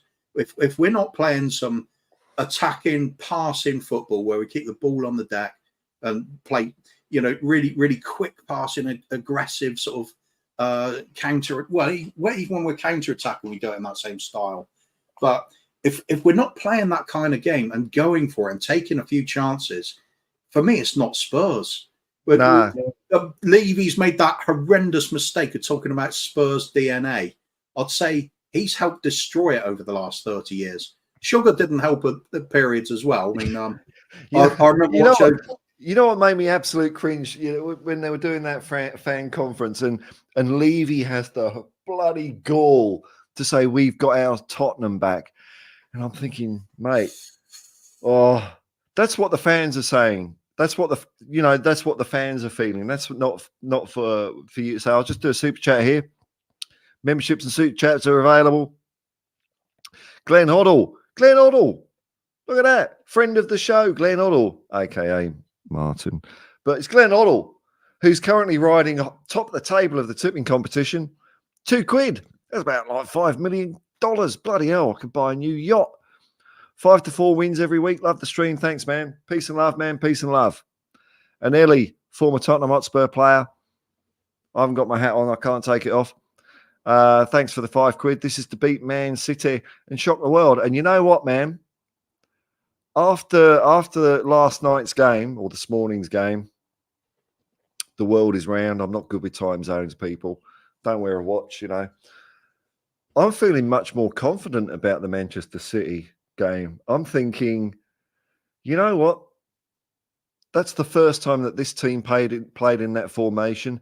Maybe Ange will make a couple of tweaks of it, but I don't think Pep will be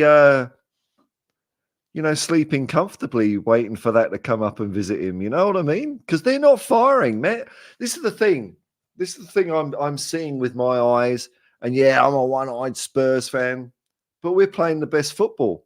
Arsenal are dog shit. Man City and Liverpool, hot and cold.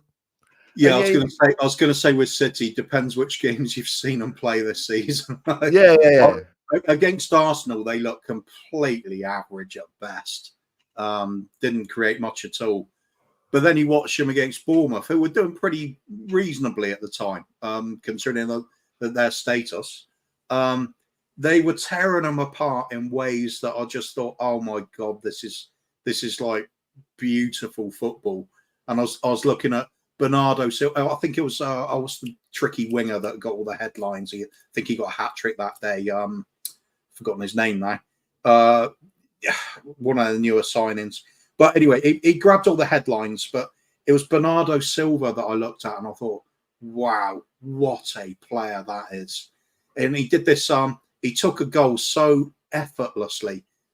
Change of direction to throw the player off balance, fleet of foot, subtle little movement on the football, and then just dinked it over so delicately.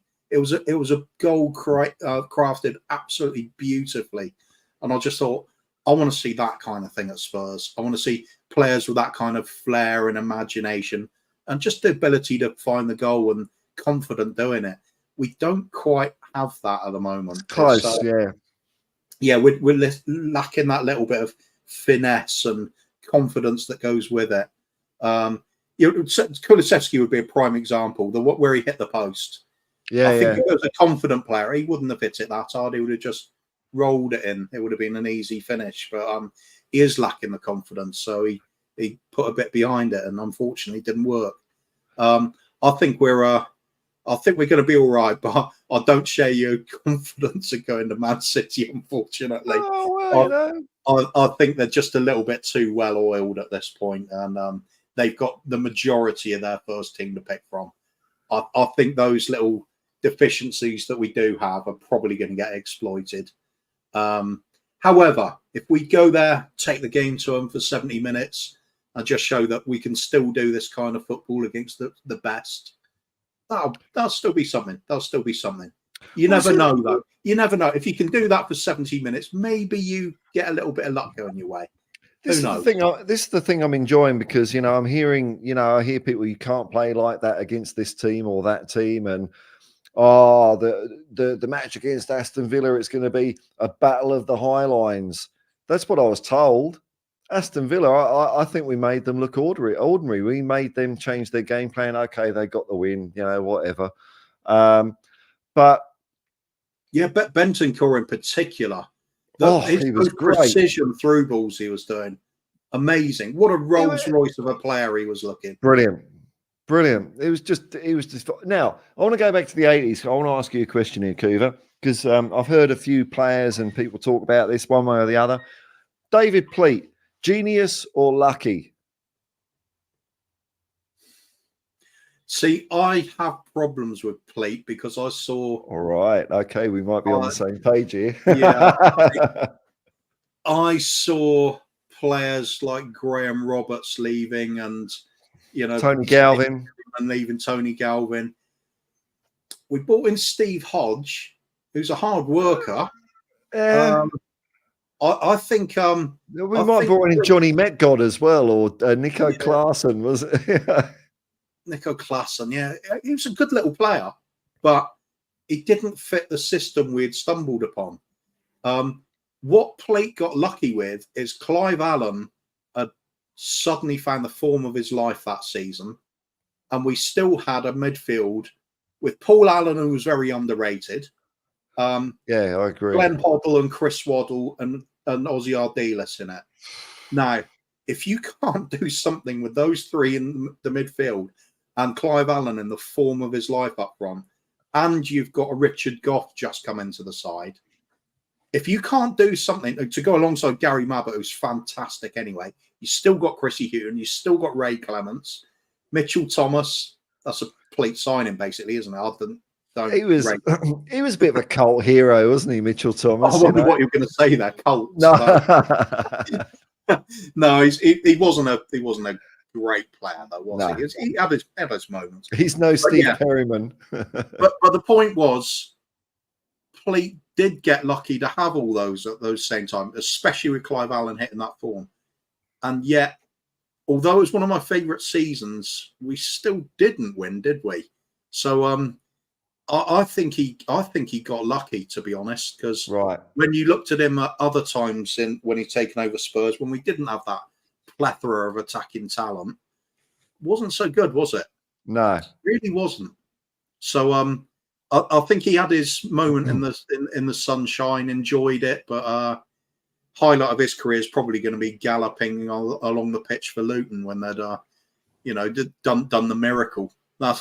Which was quite an embarrassing gallop, to be honest. But Clive Allen was a funny player, because I remember there was this like me and my mates. I mean, it's not like, I don't want to disrespect Clive Allen, but we kind of thought he was a bit like he couldn't play football very well. He was a bit. Yeah. And the thing that was highlighted, the Spurs released the videotape. And it was like the highlights of the 86-87 season. And right at the beginning of it, there's Clive Allen, and they're just doing a warm-up, and he tries to run along with a ball and just loses it between his feet. But having said all that, if you watch the 49, that you can see it on YouTube, the 49 goals he scored that season, it's just, there's everything there. There's long range shit. There's dribbling, there's knockings, oh my God, he was just, where the hell did this guy come from? He was amazing that year. Incredible. Yeah. You look at him, you look at all the basics you'd look for in a striker. You want somebody with a bit of pace. He didn't have that. He was just a bloke from the pub. An animal in the air. He certainly didn't have that. No. You look at somebody with that real guile and flair. He had that at times. I remember a couple of really awesome goals he got. I think he might have been playing for QPR at the time or something like that. Why am I getting the club wrong? I've forgotten where he was before. Where there was one in particular I always remember. It got showed on Match of the Day a lot, where he'd chest it with his back towards the goal and then flick it over his own head and the defender, go around the other side and volley it in. And it's quality little finish, really cheeky little bit of skill. But I never thought you saw it enough for him. But like you said, that one season, he put all of it together. And it was amazing. Everything he did seemed to come off. It was it's very rare you see some absolute outstanding one season from a striker that never happens again. It's a rare thing. Generally, you tend to get the goals throughout your career. Clive Allen always chipped in with a few. Sure, he was a goal scorer, but he just didn't look like he should be. No, that's right. Yeah. And I remember when Pleat was let go because of he allegedly got his cock out or something like that. And it was almost, I think it might have been the next home game we were playing Arsenal, and a load of gooners had T-shirts printed with the headline from the Sun, the front page, because it was on the front page of the Sun. Yeah. Some grotty journalist knocked on Pleat's front door at, I don't know, 3 a.m. or something like that. So he comes out in his dressing gown, click, front page of the bloody Sun. And they all had that T-shirt. And I was, at the time, like now I'm with you, I think Pleat was a bit lucky. But at the time I was gutted because I thought we were making something here. We were really making something. I didn't really understand all the shenanigans with, pissing Graham Roberts off to Chelsea and things like that. I just thought he was the guy. And, and then we went in a couple of caretaker managers for LTL. Now, Couva, have you seen my video of or heard of the thing of LTL singing "Bye Bye Blackbird"? Yeah. Heard it a couple of times, thanks to you. Yeah, look, I'm going to play it again. It's only quick, folks. Fair enough. The reason I'm playing this is because it just means something to me. That the instant I heard LTL had passed away.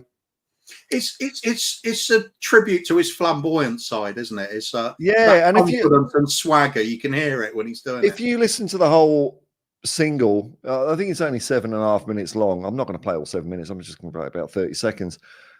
He's just Mr. Cabaret, man. And you think, and he's sort of taking the lead with, Mike England's on it, Danny Blanchflower's on the coaching staff, Jimmy Greaves was in there, and there's LTL, basically rocked up from Chelsea not long before, and he's taking the reins. So I'm just going to bung it in. I like it. Enjoy. Starting we'll have a solo from Terry Venables. Okay, Lenny boy, bye-bye Blackbird.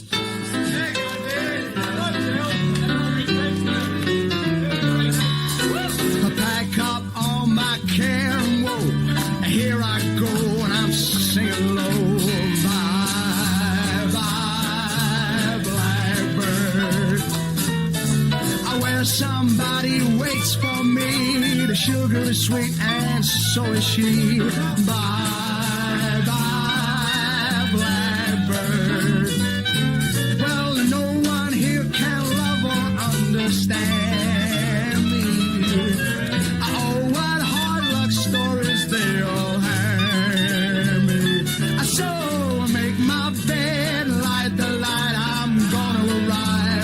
Tonight, a blackbird,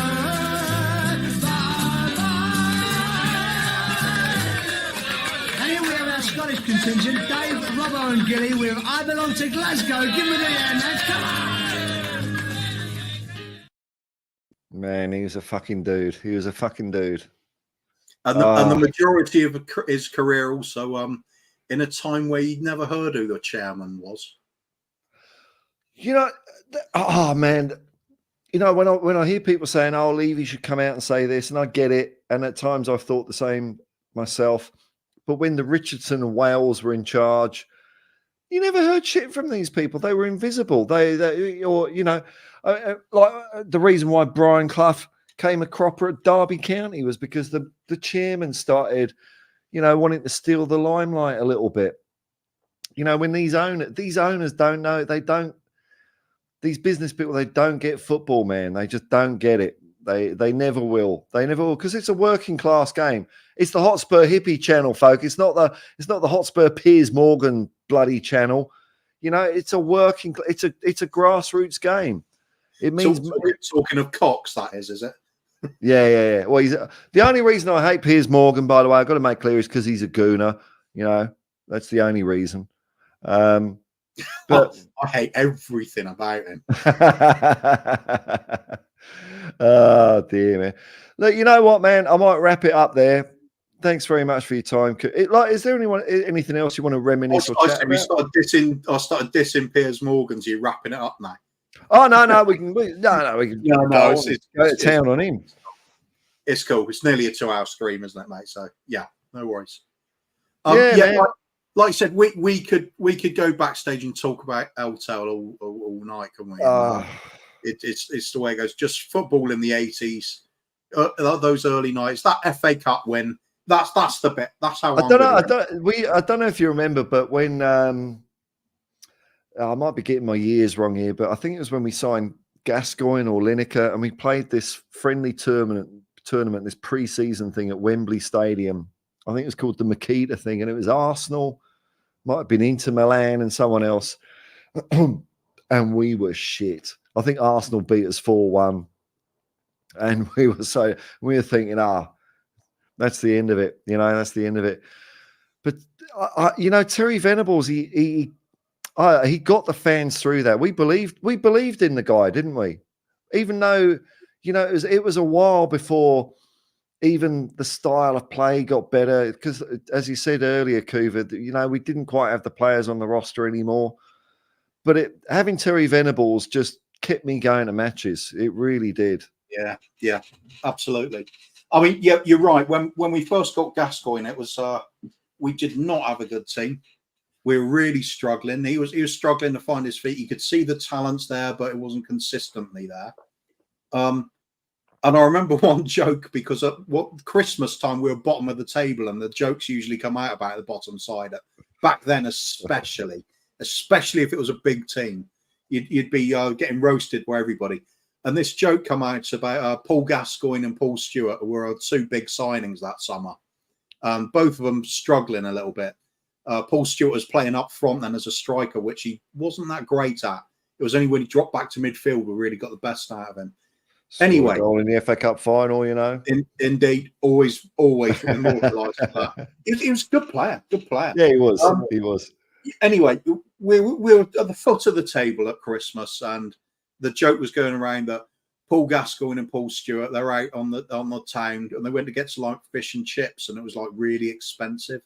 And they were complaining to Terry Venables, and they said, Paul Gascoigne's going, "Oh yeah, it was like £7 for fish and chips," which back then would have been a lot. It's a lot now, even. And then Paul Stewart going, "Yeah, I bought battered sausage and chips, and I've got some pickled onions, and it was like £8.20, and it's so much." And Terry Venables says, "I don't know what you two are complaining about. I spent $4.5 million for you two puddings." It was just a fun joke at the time, but they didn't half turn that around. They can't argue with players playing well and then winning you an FA Cup. It's a good feeling, mate.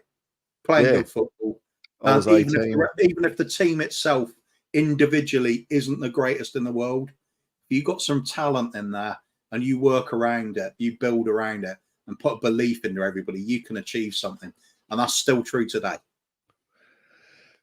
You're right, man, because Venables did build the team around that. It wasn't like a, Paul Gascoigne, you do this role and that's it, and that's all you do. He just let him run free. I can still see Paul Gascoigne running along with his arms out. I don't know if it's barely legal. He would almost like be punching players that were trying to get the ball off him. And the last time I saw Gaza play live, and it was Venables managing, it was 90 or 91, because I was living up in Sheffield.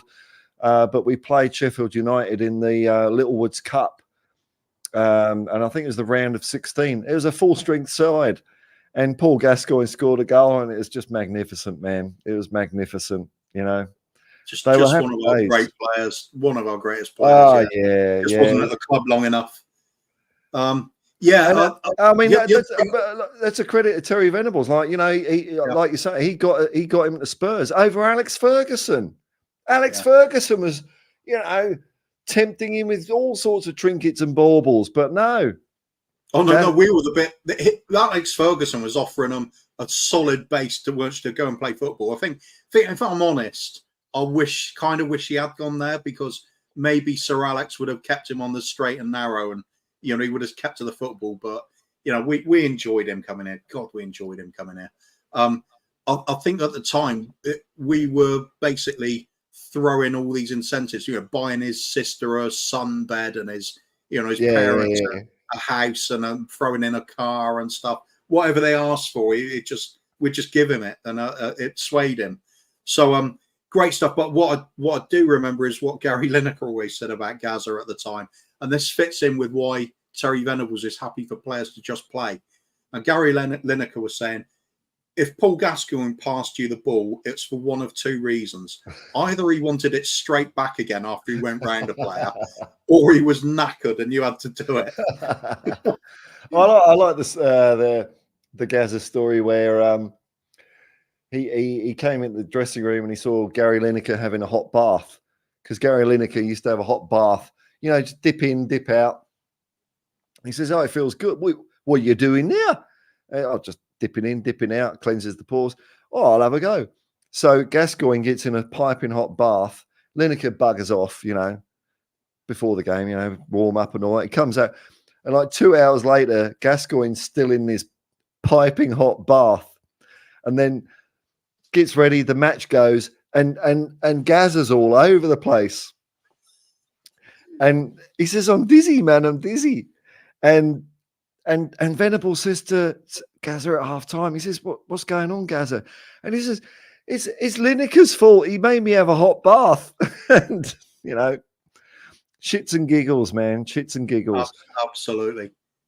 It's a weird one that goes against what was commonly thought at the time. You have an ice bath first to get your blood going. Well, there was another time, because it was when the shelf was being rebuilt. He was up, because I think, you know, even in that stage, players were still expected to clean shit up, and they were on top of the shelf where the building works were going. I think it might have been Chris Waddle was there as well. No, it wasn't. It wasn't the shelf. It was the east stand, maybe. There was some stand that was being done out anyway. So they're fucking about on the scaffolding, and Paul Gascoigne falls through, and bruises. You know, and Waddle's looking down, thinking, "Oh, is he dead?" And he's looking down because he was a long old fall. And Gascoigne gets up and he says, "Don't tell the gaffer. Don't tell the gaffer." So all through, you know, getting ready for the game, he's covering, because he's got bruises. He's all fucked up. And he says, "What happens?" "Oh, you know, I fell down the stairs." And nothing more was said. Whereas now we've got them on a leash, and players need to be free. They're artists. They need to express themselves and do stupid stuff. And the more you try and box them in and train out their individuality, the more crap football becomes. And, you know, I'm seeing this at the moment at Tottenham, where Ange is just letting them let loose a little bit. And I'm really excited. I'm loving it, man. I'm loving it. Yeah. Freedom to play. Love that. Just need the players to do it now. That's going to come in time. It will. All right, dude. Thanks very much for your time, Kuva. Thanks for having me. No, always happy to talk old days. I just wanted to chat old shit, you know. It was brilliant. It was good. I wish so many of the young fans today had the opportunity to see what that 80s team was like. Hey, do you remember? I've forgotten what season it was, but they came out with 2 new mascots at Tottenham, 2 chickens, roosters or whatever. Can you remember what they called them? What the winning entry? It was a competition.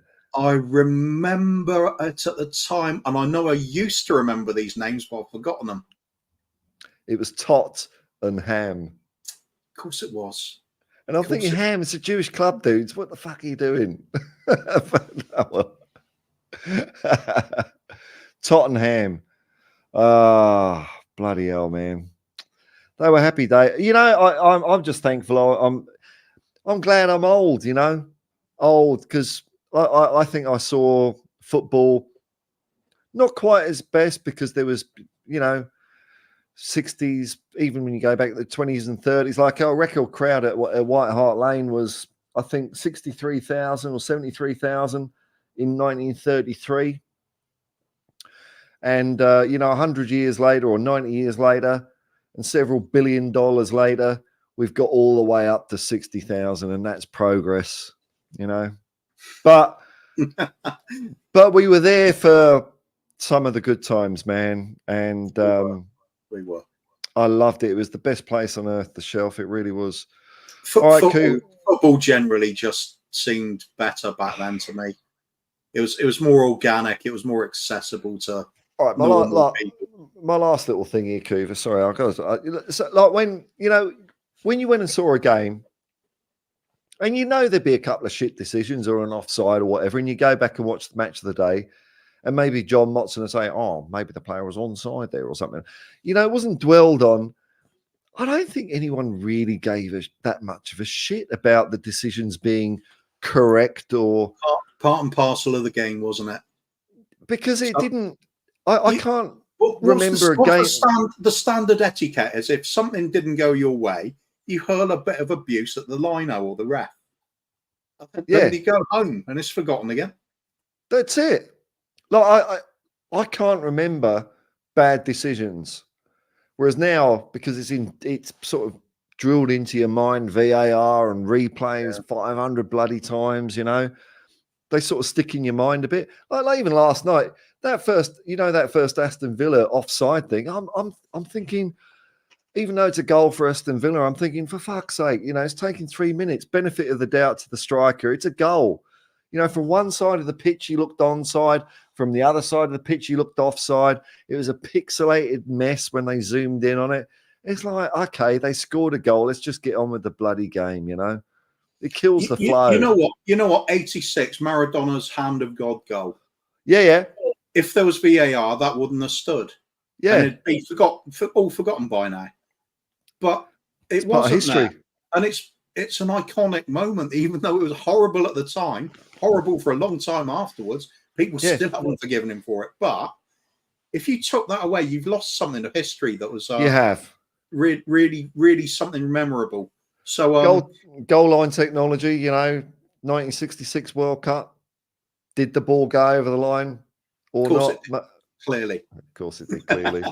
I'm just glad I saw Maradona playing a Spurs shirt before the Hand of God incident.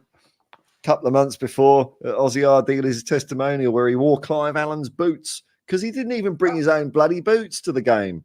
Surely it must have been afterwards, wasn't it? No, I think it was 86. I think it was before. I've got the feeling. I seem to remember it being in the summer after it, but all right. Let's fact check it. Maybe I'm wrong. You know, you might be right. I know it wasn't at 10 years because he joined us in 78 and he left us in 88. So he's my favourite player, Ozzy Ardiles. I love watching him play. I'm so glad. Yeah, it was my mum's favourite player as well. When did you start going to Tottenham, man?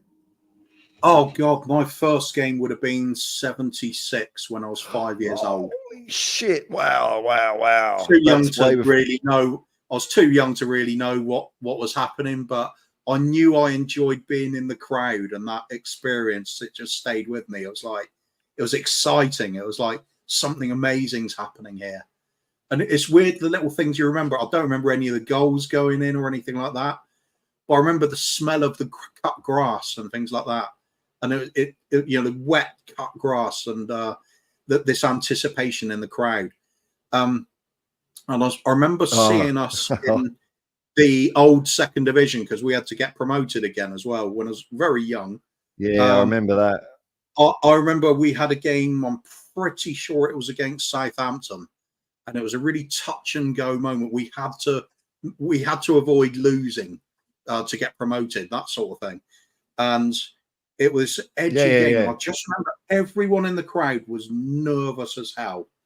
And I could sense it, but I didn't really understand the connotations of it. But it's kind of these memories you get. It doesn't matter what triggers it. There's something special happens in football grounds. If you're lucky enough to experience one of those moments, it sticks with you.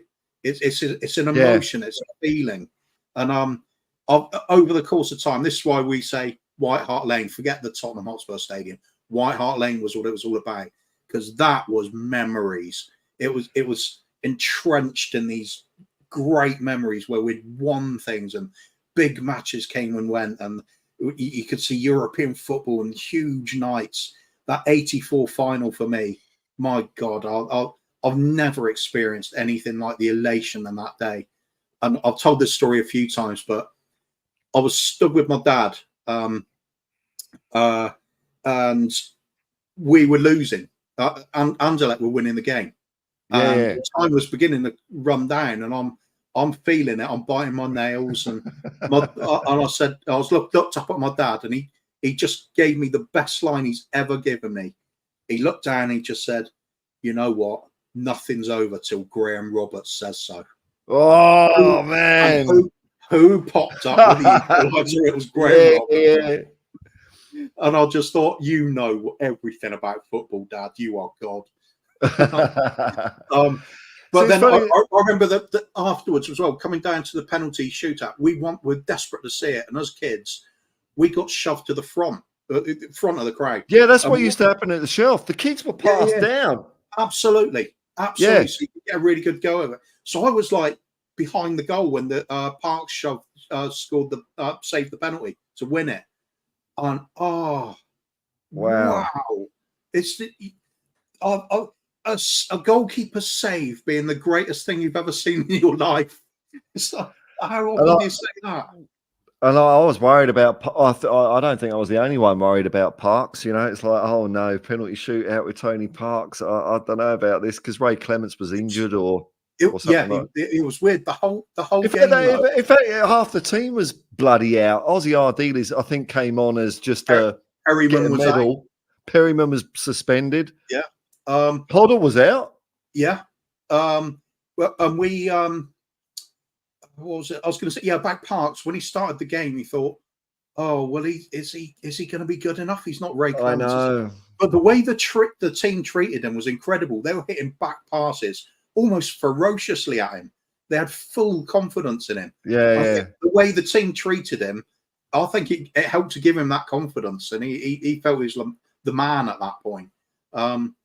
Great memories. Sorry, we're going on a bit now, aren't we? No, it's like because because I've moved to a different country, and there was also like probably a 10-year black spot in my Spurs thing because I couldn't see any games when I came over here for several years, even on TV. It just wasn't on TV or available anyway.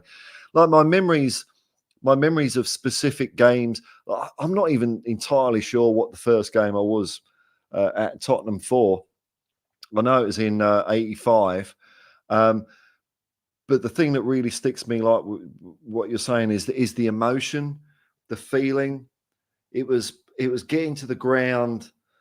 We used to get there like 2 hours before the kickoff sometimes just to get a good spot, and then you'd see, because like in the Shelf, it was always rowdy nearer the visitors near Park Lane, and sometimes it was down the front, sometimes it was up the back, sometimes it was, and so you'd sort of. I'd purposefully get there early with my mates to shuffle around and move around, and it was just that feeling of, when Spurs scored. Oh my God! It would just you'd be. I was probably 13. I think I was 13, so I wasn't like a grown man or anything like that. You just get lifted off your feet, shoved around. So I wasn't young enough to be passed down the front, but I used to see that kids were looked after. It was all rough and tumble or whatever, but it was in a good way, and it was just like the biggest bloody mosh pit. Oh my God! You know, Willie Yeah, Morgan would come I on. had my nose broken twice. Oh, did you? Yeah. I was a bit shorter than some of the lads I was with at the times, and I caught an elbow a couple of times, and it's like, what can you do? It doesn't matter. We're all drunk, so you don't feel it at the time. You're just like, oh look.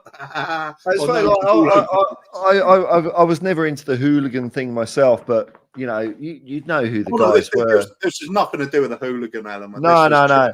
But I remember a guy called Dave who used to drink now and then down the Hillingdon Irish Club, and Dave's claim to fame was he was the pitch invader in the 1981 FA Cup final, and he never got bored of talking about his experience, you know, and you know, and it's nice, you know, like even Steve, you know, when Steve Perryman lifted the FA Cup, and some fan went and hugged him. Oh yeah. A fan went and hugged him, and he turned around. He sort of said, "Oh, sorry, I just couldn't help myself." If you hear Steve Perryman talk about that moment, he talks about it with fondness. You know, that guy's passed away. You know, he also, God rest us, but he always smiles. He says, "Yeah, you know." Whereas now it'd be more than ever back then. All players were also fans first and foremost. Well, I used to go down the Chanticleer. I mean, I was a bit too young to go down there, but you know, older people that I used to know, they'd go down the Chanticleer and hang out with. It was just the players would mill around, and yeah, that's right. Different times, mate. Different times. We saw the best, man. We saw the best. We did. But good times. Still enjoy the game, but it's yeah, of course. Yeah. All right, dude. Lovely talking to you, man. I've enjoyed this. Yeah, we didn't have an argument. Romero, what a prick, eh? Love him. Oh, it's not in it. I love Romero. Fuck him. Yeah, I wouldn't change anything. Man. All right, dude. I will. I'll just have a quick look at the chat. I haven't missed anything. I don't think. No super chats. People are talking away. I think people have enjoyed us just talking about the old days, to be honest, without caught a few people from the same age range, or if I think so. Yeah. I think biggest regrets for both of us is surely going to be missing the Super Spurs, isn't it? I mean, the Super Spurs? Yeah, 60-61 season. I mean, yeah. But you know, I used to. Oh man, you know, when you'd go down the ground, you'd talk to these older fans, and they'd be the guys. You know, and they'd only be like 10 years older than me or something, or 20 years older. And they tell you about Danny Blanchflower, Jimmy Greaves. Well, not Jimmy Greaves, was double. Ted Ditchburn. All these legends just getting passed down, you know. And you know, that's what I try and do on the channel a little bit. And I know Dermot on THFC Till I Die goes on about the old day, and I think it's important that people don't forget where we come from. You know, this is the club that came. It was 1882, mate. You know. That's a lot of linked hands over the years. All the fans, all the players, the good ones, the shit ones, they've got us to where we are now. If we go on and win the double next year, Vinny Samways can put his hand up and say, "I was part of that." Yeah, I mean, early on YouTube, I started off actually running the channel with Dermot when it was called Tottenham Tantrum Gold. We used to show. We Phil Yap as well. He was Hollywood Phil. He was always part of the crew as well then. And we'd show old games. So we'd show the games from the 60s, 70s, 80s, and then just have a watch along to it. You know, great stuff on that. International break. I've been watching. I started this a couple of international breaks ago because there's not a lot of Spurs from the 60s, but there is a lot of Spurs from the early 70s. I'll tell you what, man. You watch that team and you watch the team today, and there's not a lot of difference, you know. The way we used to play back then, you know, you could swap Steve Perryman for Pape Matar. Steve Perryman played midfield back then, and he was a runner, and he was like Pape Matar. Cyril Knowles, the most progressive fullback you've ever seen. Alan Gills. I mean, anyone out there that wants a bit of Spurs stuff, that wants to see the Tottenham style, there's loads of early 70s stuff, around about 70 to 73. and it's really entertaining. And we were walloping teams. We walloped. I mean, what did we beat? We beat Man United. We caned Man United, and this was a Man United team with George Best, Dennis Law, and Bobby Charlton in it. And there's us, little old Tottenham Hotspur, teaching them how to play football. It was magnificent. Magnificent. All right, that's it. I'm definitely wrapping it up now. I'm going to go and watch some of this now. I know, man. There's loads out there. Tottenham, Man United, Tottenham Stoke, Tottenham Nottingham Forest, and there's a few. It must have been a series on ITV or something because I think you might have Dickie Davis with his grey little thing here, and they'll have a couple of old players. The big match on ITV. I think that was it. Oh yeah. Well, no, this is after the fact. So. These were programs in the 80s looking back. I got you. Yeah. It wasn't Brian Moore or anything like that. And it's funny, like the players, like you'd have Bobby Charlton there or someone like that, and they say, "Oh, what was it like scoring that goal?" And they'll go, "Oh, I can't remember actually. It was so long ago, but it was a good game." Fair enough. All right, here we go, man. Here we go. This is time to go. I'll just take you off the screen. I'll speak to you afterwards, man. Hey, I hope you've enjoyed that, folks. I had a ball there. I texted a Couver earlier because I just wanted to talk old shit and relive a bit of LTEL. And I know Kuva was around at those times, and I know that we're both enjoying Tottenham at the moment. And hopefully we've got the message across of a little bit why we're happy at the moment and how much we think of what's going on now, and also. Hopefully paid some respects to Terry Venables, who I think is one of Spurs' best managers. Bill Nicholson, Keith Birkinshaw, Terry Venables, hopefully Ange Postecoglou, But until next time, folks, I will just say peace and love, man. Peace and love, and come on, you Spurs.